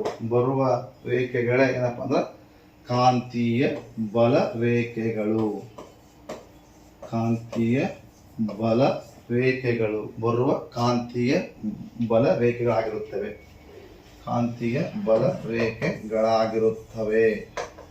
ಈ ತರ ಬರೆದ್ರೆ ನಮಗೆ 2 ಅಂಕ ಬರ್ತವೆ. ಇದೇ ಪ್ರಶ್ನೆಗೆ ಇನ್ನೊಂದು ಉತ್ತರನೂ ಕೂಡ ಇದೆ. ಏನಿದೆ ಅಂದ್ರೆ, ಕಾಂತೀಯ ಬಲರೇಖೆಗಳ ಗುಣಗಳನ್ನ ಕೇಳಿದ್ದಾರೆ. ಕಾಂತೀಯ ಬಲರೇಖೆಗಳ ಲಕ್ಷಣಗಳನ್ನ ಅಥವಾ ಗುಣಗಳನ್ನ ಕೇಳಿದ್ದಾರೆ. ಅದರಲ್ಲಿ ಒಂದನೇದ್ದು ಕಾಂತೀಯ ಬಲರೇಖೆಗಳು ಉತ್ತರದಿಂದ,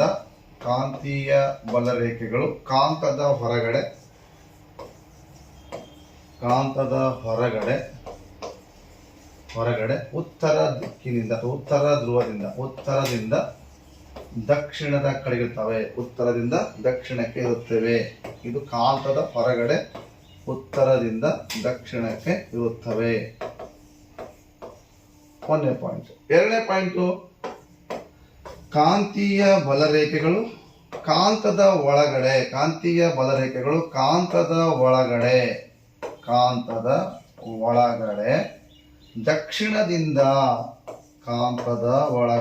ದಕ್ಷಿಣದಿಂದ ಉತ್ತರಕ್ಕೆ ಇರುತ್ತವೆ. ಆದ್ದರಿಂದ ಇವುಗಳು ಆವೃತ್ತ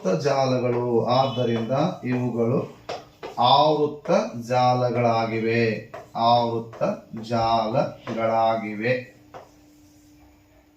ಇನ್ನು ಮೂರನೇದು ಏನಪ್ಪಾ ಅಂದ್ರೆ ಕಾಂತೀಯ ಬಲರೇಖೆಗಳು ಪರಸ್ಪರ ಒಂದನ್ನೊಂದು ಛೇದಿಸುವುದಿಲ್ಲ. ಕೇಳ್ಬೋದು, ಕಾಂತೀಯ ಬಲರೇಖೆಗಳು ಪರಸ್ಪರ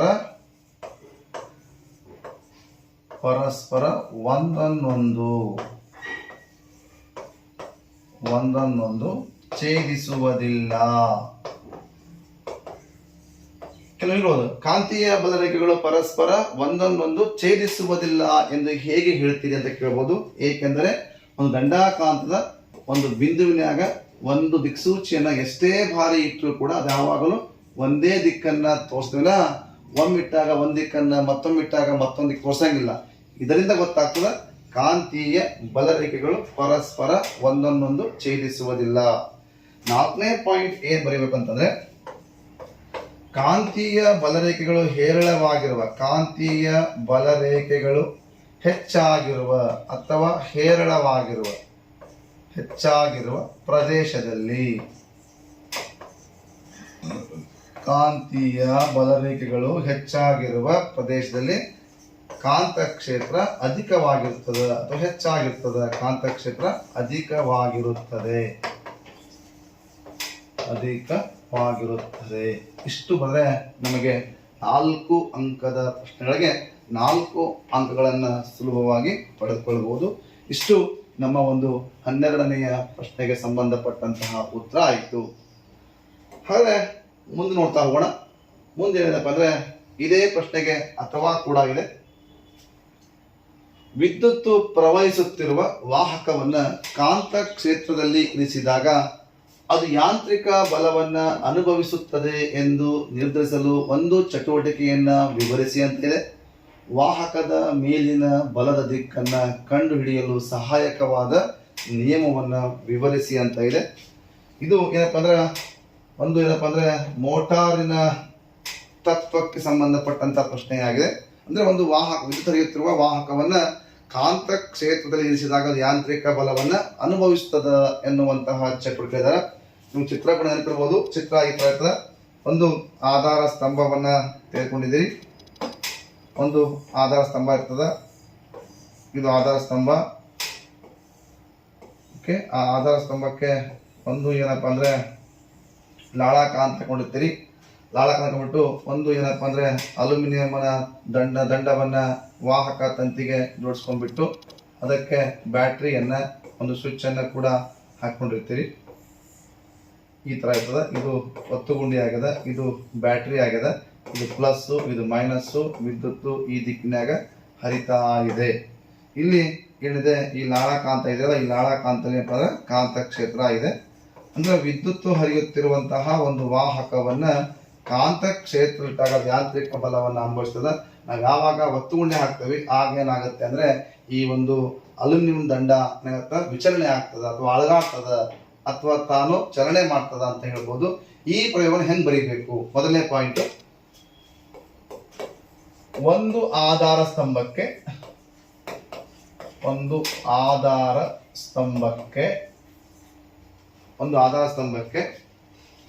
ಲಾಳಕಾಂತವನ್ನ ಜೋಡಿಸಿಕೊಂಡು ಲಾಳಕಾಂತವನ್ನು ಜೋಡಿಸಿಕೊಳ್ಳಬೇಕು.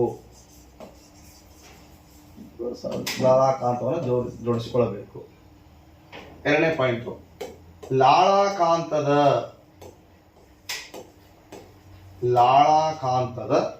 ಒಳಗಡೆಗೆ ಅಂದ್ರೆ ದಕ್ಷಿಣ ಮತ್ತು ಉತ್ತರ, ಉತ್ತರ ಮತ್ತು ದಕ್ಷಿಣ ದೊಡ್ಡವು. ಲಾಳಕಾಂತದ ಉತ್ತರ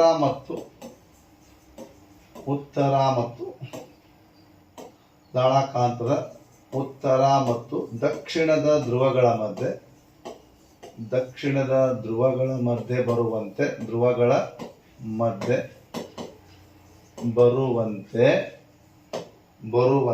ಒಂದು ಲೋಹದ ದಂಡವನ್ನ, ಸಾಮಾನ್ಯವಾಗಿ ಒಂದು ಅಲ್ಯೂಮಿನಿಯಂ ದಂಡವನ್ನು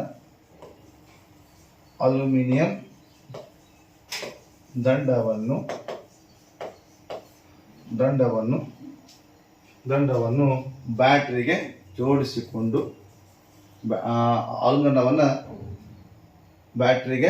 ಜೋಡಿಸಿಕೊಂಡು ಇಡಬೇಕು. ಬ್ಯಾಟರಿಗೆ ಜೋಡಿಸಿಕೊಂಡು ಇಡಬೇಕು. ಅಂದ್ರ ಎರಡನೇ ಪಾಯಿಂಟ್ ಇಡಬೇಕು. ನಂತರ ಮೂರನೇ ಪಾಯಿಂಟ್ ಏನು ಬರೀಬೇಕಂದ್ರೆ, ಈಗ ಒತ್ತುಗುಂಡಿಯನ್ನು ಹಾಕಿದಾಗ ಒಂದು ಮಂಡಲ ಮಾಡ್ಕೊಡ್ತೀರಿ, ಒಂದು ಮಂಡಲ ಮಾಡ್ಕೊಂಡಿದ್ದೀರಿ. ಈಗ ಒತ್ತುಗುಂಡಿಯನ್ನು ಹಾಕಿದಾಗ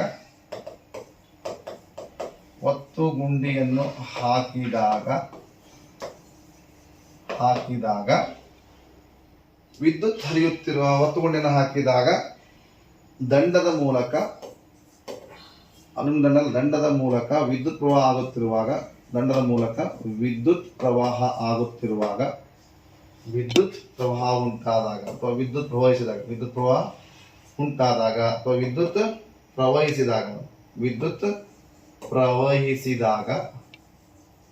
ಪ್ರವಹಿಸಿದಾಗ ಕಾಂತ ಕ್ಷೇತ್ರದಲ್ಲಿ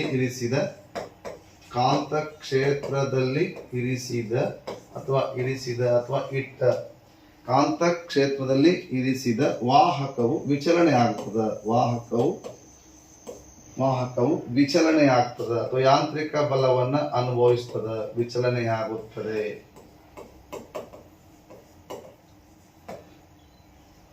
ಆಗುತ್ತದೆ ಅಥವಾ ಯಾಂತ್ರಿಕ ಬಲವನ್ನು ಅನುಭವಿಸುತ್ತದೆ.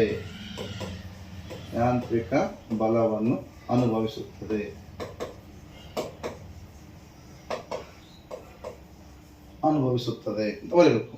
ಇಷ್ಟು ಏನಪ್ಪಾ ಅಂದ್ರೆ ವಿವರಣೆ ಆಯ್ತು. ಹಾಗಾದ್ರೆ ಇಲ್ಲಿ ಮತ್ತೊಂದು ಪ್ರಶ್ನೆ ಇದೆ. ಏನಪ್ಪ ಅಂದ್ರೆ ವಾಹಕದ ಮೇಲಿನ ಇಲ್ಲಿ ಉಂಟಾಗುವಂತಹ ಈ ಒಂದು ವಾಹಕದ ಮೇಲೆ ಉಂಟಾಗುವ ಬಲ ದಿಕ್ಕು ಯಾವ ಕಡೆ ಇರ್ತದ ಅನ್ನೋದನ್ನ ಕಂಡುಹಿಡಲಿಕ್ಕೆ ಫ್ಲೆಮಿಂಗನ ಎಡಗೈ ನಿಯಮ ಅಂತ ಇದೆ. ಆಲ್ರೆಡಿ ಹೇಳಿದೆ ನಾನು. ಫ್ಲೆಮಿಂಗನ ಎಡಗೈ ನಿಯಮದ ಸಹಾಯದಿಂದ ವಾಹಕದ ಮೇಲೆ ವರ್ತಿಸುವ ಬಲದ ದಿಕ್ಕನ್ನ ಕಂಡುಹಿಡಿಬಹುದು. ಹೇಗಂತಂದ್ರೆ ನಮ್ಗೆ ಗೊತ್ತಿದೆ ಫ್ಲೆಮಿಂಗನ ಎಡಗೈ ನಿಯಮ ಒಂದು ಏನಪ್ಪ ಅಂದ್ರೆ ನಮ್ಮ ಎಡಗೈಯಲ್ಲಿರುವ ಹೆಬ್ಬೆರಳು, ತೋಬೆರಳು ಮತ್ತು ಮಧ್ಯಬೆರಳನ್ನ ಪರಸ್ಪರ ಲಂಬವಾಗಿ ಹಿಡಿದುಕೊಂಡಾಗ ಹೆಬ್ಬೆರಳು ವಾಹಕದ ಚಲನೆ ದಿಕ್ಕನ್ನ ಅಂದ್ರೆ ಇದರ ದಿಕ್ಕನ್ನ ತೋರಿಸ್ತದ. ಹಾಗೆಯೇ ಈ ಬೆರಳು ಕಾಂತ ಕ್ಷೇತ್ರ ದಿಕ್ಕನ್ನ, ಹಾಗೆ ಈ ಬೆರಳು ವಿದ್ಯುತ್ ಪ್ರವಾಹದ ದಿಕ್ಕನ್ನ ತೋರಿಸ್ತದ.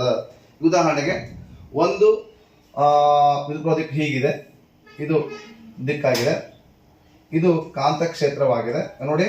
ಇದು ವಿದ್ಯುತ್ ಪ್ರವಾಹ ದಿಕ್ಕಾಗಿದೆ, ಇದು ವಿದ್ಯುತ್ ಪ್ರವಾಹ ದಿಕ್ಕು, ಇದು ಕಾಂತ. ನೋಡ್ರಿ ಕಾಂತ ಕ್ಷೇತ್ರ ಹೆಂಗಿದೆ, ವಿದ್ಯುತ್ ಪ್ರವಾಹ ಹೀಗಿದೆ, ಕಾಂತ ಕ್ಷೇತ್ರ ಹೀಗಿದೆ, ವಿದ್ಯುತ್ ಪ್ರವಾಹ ಹೀಗಿದೆ. ಆಗೇನಾಗುತ್ತೆ, ಯಾಂತ್ರಿಕ ಬಲ ಈ ಒಂದು ಬೋರ್ಡ್ ಇಂದ ಹೊರಗೆ ಬರ್ತಾ ಇದೆ ಅಂತ ಹೇಳ್ಬೋದು. ಸಪೋಸ್ ಇದೇ ಹೀಗಿತ್ತು, ಆಗೇನಾಗುತ್ತೆ, ಇದು ಕಾಂತ ಕ್ಷೇತ್ರ, ಇದು ವಿದ್ಯುತ್ ಪ್ರವಾಹ ಹೀಗಿದೆ, ಮಧ್ಯದಲ್ಲೂ ವಿದ್ಯುತ್ ಪ್ರವಾಹ ಆಗಿರ್ತದೆ. ಈಗ ಈ ತರ ನೋಡಿ, ಇದು ಹಿಂಗಾಗ್ತದೆ ಅಂದ್ರೆ ಇದು ಕಾಂತ ಕ್ಷೇತ್ರ, ಇದು ವಿದ್ಯುತ್ ಪ್ರವಾಹ ಕೊಡೋಣ. ಈಗ ಈ ತರ ಆದಾಗ ಏನಾಗ್ತದೆ, ನೋಡಿಗ ಇದು ಕಾಂತ ಕ್ಷೇತ್ರದ ದಿಕ್ಕಾಗಿದೆ, ಇದು ವಿದ್ಯುತ್ ಪ್ರವಾಹ ಆಗಿದೆ. ಅವಾಗ ಯಾಂತ್ರಿಕ ಬಲ ಯಾವ ಕಡೆ ಐತಪ್ಪ ಅಂದ್ರೆ, ಈ ಬೆರಳು ವಿದ್ಯುತ್ ಪ್ರವಾಹ ಹೆಂಗಿದೆ, ಈ ತರ ಇದೆ, ಕಾಂತ ಕ್ಷೇತ್ರ ಈ ಕಡೆ ಇದೆ. ಆಗೇನಾಗತ್ತೆ, ಈಗ ಏನಾಗ್ತದಪ್ಪ ಅಂದ್ರೆ ಯಾಂತ್ರಿಕ ಬಲ ಬೋರ್ಡ್ ಇಂದ ತಪ್ಪಿದೆ. ಈಗ ವಿದ್ಯುತ್ ಪ್ರವಾಹ ದಿಕ್ಕು ಹೀಗಿದೆ, ಕಾಂತ ಕ್ಷೇತ್ರ ಹೀಗಿದೆ ನೋಡ್ರಿ, ಇದು ವಿದ್ಯುತ್ ಪ್ರವಾಹ, ಇದು ಕಾಂತ ಕ್ಷೇತ್ರ. ಈಗ ಯಾಂತ್ರಿಕ ಬಲ ಬೋರ್ಡಿನ ಒಳಭಾಗದಲ್ಲಿ ಹೋಗ್ತದ ಅಂತ ಹೇಳಿ ಸುಲಭವಾಗಿ ನಾವು ಹೇಳ್ಬೋದು. ಇನ್ನು ಫ್ಲೆಮಿಂಗನ ಎಡಗೈ ನಿಯಮ ಬರೀರಿ. ಎಂತಪ್ಪ ಅಂದ್ರೆ ಎಡಗೈಯಲ್ಲಿರುವ ಹೆಬ್ಬೆರಳು, ತೋಬೆರಳು ಮತ್ತು ಮಧ್ಯ ಬೆರಳನ್ನ ಪರಸ್ಪರ ಲಂಬವಾಗಿ ಹಿಡಿದುಕೊಂಡಾಗ ಹೆಬ್ಬೆರಳು ವಾಹಕದ ಚಲನೆ ದಿಕ್ಕನ್ನ ಅಥವಾ ವಾಹಕದ ಮೇಲೆ ಪ್ರಯೋಗವಾಗುವ ಯಾಂತ್ರಿಕ ಬಲದ ದಿಕ್ಕನ್ನ, ತೋಬೆರಳು ಕಾಂತ ಕ್ಷೇತ್ರದ ದಿಕ್ಕನ್ನ ಹಾಗೂ ಮಧ್ಯದ ಬೆರಳು ವಿದ್ಯುತ್ ಪ್ರವಾಹದ ದಿಕ್ಕನ್ನ ತೋರಿಸ್ತದೆ ಅಂತೇಳಿ ಬರೆದ್ರೆ ನಿಮಗೆ 4ಕ್ಕೆ 4 ಅಂಕಗಳು ಈ ಒಂದು ಪ್ರಶ್ನೆಗೆ ಬರ್ತವೆ. ಇಷ್ಟು ಏನಪ್ಪಾ ಅಂದ್ರೆ ಇದು 12ನೇ ಪ್ರಶ್ನೆಗೆ ಸಂಬಂಧಪಟ್ಟಂತಹ ಒಂದು ಮಾಹಿತಿ ಆಯಿತು. ಇನ್ನು ಲಾಸ್ಟ್ ಪ್ರಶ್ನೆ, ಈ ಒಂದು ಭೌತ ವಿಜ್ಞಾನದಲ್ಲಿರುವಂತಹ ಕೊನೆಯ ಪ್ರಶ್ನೆ 13ನೇ ಪ್ರಶ್ನೆ ಏನಿದೆಪ್ಪ ಅಂದ್ರೆ, 20 ಡಿಗ್ರಿ ಸೆಲ್ಸಿಯಸ್ ನಲ್ಲಿ ಎ, ಬಿ ಮತ್ತು ಸಿ ವಸ್ತುಗಳ ರೋಧಶೀಲತೆಯನ್ನು ನೀಡಲಾಗಿದೆ. ಇವುಗಳಲ್ಲಿ ಯಾವುದನ್ನ ವಾಹಕವಾಗಿ ಇನ್ನ ಯಾವುದನ್ನ ಅವಾಹಕವಾಗಿ ಬಳಸಬಹುದು? ನಿಮ್ಮ ಉತ್ತರವನ್ನ ಸಮರ್ಥಿಸಿ. ಅಲ್ಲಿ ಬೆಲೆ ಕೊಟ್ಟಿದ್ದಾರೆ. ಇಲ್ಲಿ ಎ ಎನ್ನುವಂತಹ ಒಂದು ವಸ್ತುವಿನ ರೋಧಶೀಲತೆ 2.63 × 10⁻⁻8 ಓಮ್ ಆಗಿದೆ. ಬಿ ಎನ್ನುವಂತಹ ಒಂದು ವಸ್ತುವಿನ ಒಂದೇನಪ್ಪ ಅಂದ್ರೆ ರೋಲ್ ಸ್ಥಿರತೆ 1.62 ಇಂಟು 10⁻⁻8 ಆಗಿದೆ, 8 ಓಮ್ ಮೀಟರ್ ಆಗಿದೆ. ಹಾಗೆ ಸಿ ಎನ್ನುವಂಥ ವಸ್ತುವಿನ ಒಂದು ರೋಲ್ ಸ್ಥಿರತೆ 10⁻12 ಓಮ್ ಮೀಟರ್ ಆಗಿದೆ. ಇಲ್ಲಿ ನೀವು ತುಂಬಾ ಸುಲಭ ಬರೀಬಹುದು. ಯಾವುದಪ್ಪ ಅಂದ್ರೆ ಇಲ್ಲಿ ಎ ಮತ್ತು ಬಿ ವಸ್ತುಗಳನ್ನ ವಾಹಕ ವಸ್ತುಗಳಾಗಿ ಬಳಸಬಹುದು. ಬರ ಎ ಮತ್ತು ಬಿ ವಸ್ತುಗಳನ್ನು ವಾಹಕ ವಸ್ತುಗಳಾಗಿ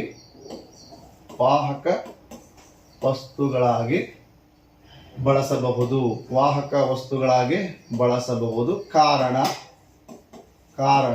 ಅವುಗಳ ರೋಧಶೀಲತೆ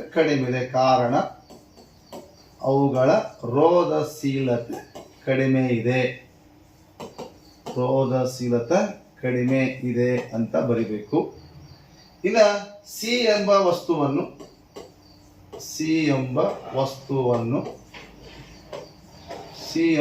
ವಸ್ತುವನ್ನು ಅವಾಹಕವಾಗಿ ಬಳಸಬಹುದು. ಕಾರಣ ಅವಾಹಕವಾಗಿ ಅಥವಾ ಅವಾಹಕ ಅನ್ನೋ ತರ ಬಳಸಬಹುದು, ನಿರೋಧಕವಾಗಿ ದುರ್ಬಲ ವಾಹಕವಾಗಿ ಬಳಸಬಹುದು. ಸಿ ಎಂಬ ವಸ್ತುವನ್ನು ಅವಾಹಕವಾಗಿ ಬಳಸಬಹುದು. ಕಾರಣ ಅದರ ರೋಧಶೀಲತೆ ಹೆಚ್ಚಾಗಿದೆ. ಇಷ್ಟು ಬರೆದ್ರೆ 3 ಮಾರ್ಕ್ಸ್ ಇದೆ. ಹಾಗೆ ತಾಪನ ಘಟಕಗಳು ಕೆಂಪಾಗಿ ಉರಿಯುವಂತೆ ವಿದ್ಯುತ್ ಹೀಟರ್ನ ಸುರುಳಿಯು ಉರಿಯುವುದಿಲ್ಲ ಅಂತ ಕೇಳಿದ್ರೆ ಇದು ಬಿ, ಇದು ಎ ಉತ್ತರ ಆಯಿತು. ಇನ್ನು ಬಿಗೆ ಬಂದು ಅಂದ್ರೆ ಸಾಮಾನ್ಯವಾಗಿ ತಾಪನ ಘಟಕಗಳು ಕೆಂಪಾಗಿ ಉರಿಯುವಂತೆ ವಿದ್ಯುತ್ ಹೀಟರ್ನ ಸುರುಳಿಯು ಉರಿಯುವುದಿಲ್ಲ, ಕಾರಣ ತಿಳಿಸಿ. ಸಾಮಾನ್ಯವಾಗಿ ತಾಪನ ಘಟಕಗಳು ಕೇವಲ ಲೋಹಗಳಿಂದ ಮಾತ್ರ ಮಾಡಲ್ಪಟ್ಟಿರ್ತಾವ ಮತ್ತು ಅವುಗಳಲ್ಲಿ ಹರಿಯುವಂತಹ ವಿದ್ಯುತ್ ಪ್ರವಾಹ ಹೆಚ್ಚಾಗಿರ್ತದೆ. ಆದರೆ ವಿದ್ಯುತ್ ಹೀಟರ್ ಬಳಸುವಂತಹ ವಸ್ತುಗಳು ಮಿಶ್ರ ಲೋಹಗಳಾಗಿರ್ತಾವ, ಅವುಗಳಲ್ಲಿ ಮತ್ತೆ ಅವುಗಳ ದ್ರವಣ ಬಿಂದು ತುಂಬಾ ಹೆಚ್ಚಾಗಿರ್ತದೆ. ಆ ದ್ರವಣ ಬಿಂದು ಮತ್ತೆ ಹೆಚ್ಚಾಗಿರುವುದರಿಂದ ಅವು ಉರಿಯುವುದಿಲ್ಲ ಅಂತ ಹೇಳ್ಬೋದು. ಅಂದ್ರೆ ಇಲ್ಲೇ ತಾಪನ ಘಟಕಗಳನ್ನು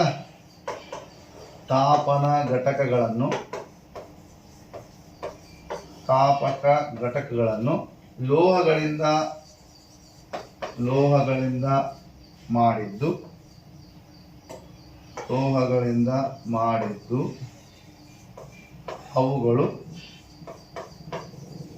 ಅವುಗಳು ಕೆಂಪಾಗಿ ಉರಿಯುತ್ತವೆ.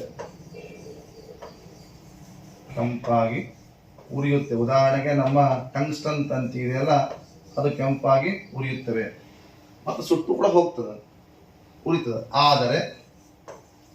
ಆದರೆ ಹೀಟರ್ನ ಘಟಕಗಳು ಅಂದ್ರೆ ಹೀಟರ್ ಮಾಡಲಿಕ್ಕೆ ಬಳಸುವಂತಹ ವಸ್ತುಗಳು, ಹೀಟರ್ನ ಘಟಕಗಳು ಮಿಶ್ರ ಲೋಹಗಳಿಂದ ಮಾಡಲ್ಪಟ್ಟಿದ್ದು. ಉದಾಹರಣೆ ನೈಕ್ರೋಮ್ನಂತಹ ಮಿಶ್ರ ಲೋಹಗಳಿಂದ ಮಾಡಲ್ಪಟ್ಟಿದ್ದು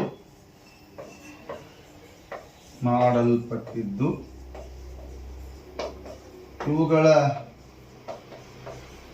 ದ್ರವಣ ಬಿಂದು ಮತ್ತೆ ಕುದಿಯುವ ಬಿಂದು ಕೂಡ ತುಂಬಾ ದ್ರವಣ ಮತ್ತು ಕುದಿಯುವ ಬಿಂದು ಹೆಚ್ಚಾಗಿರುವುದರಿಂದ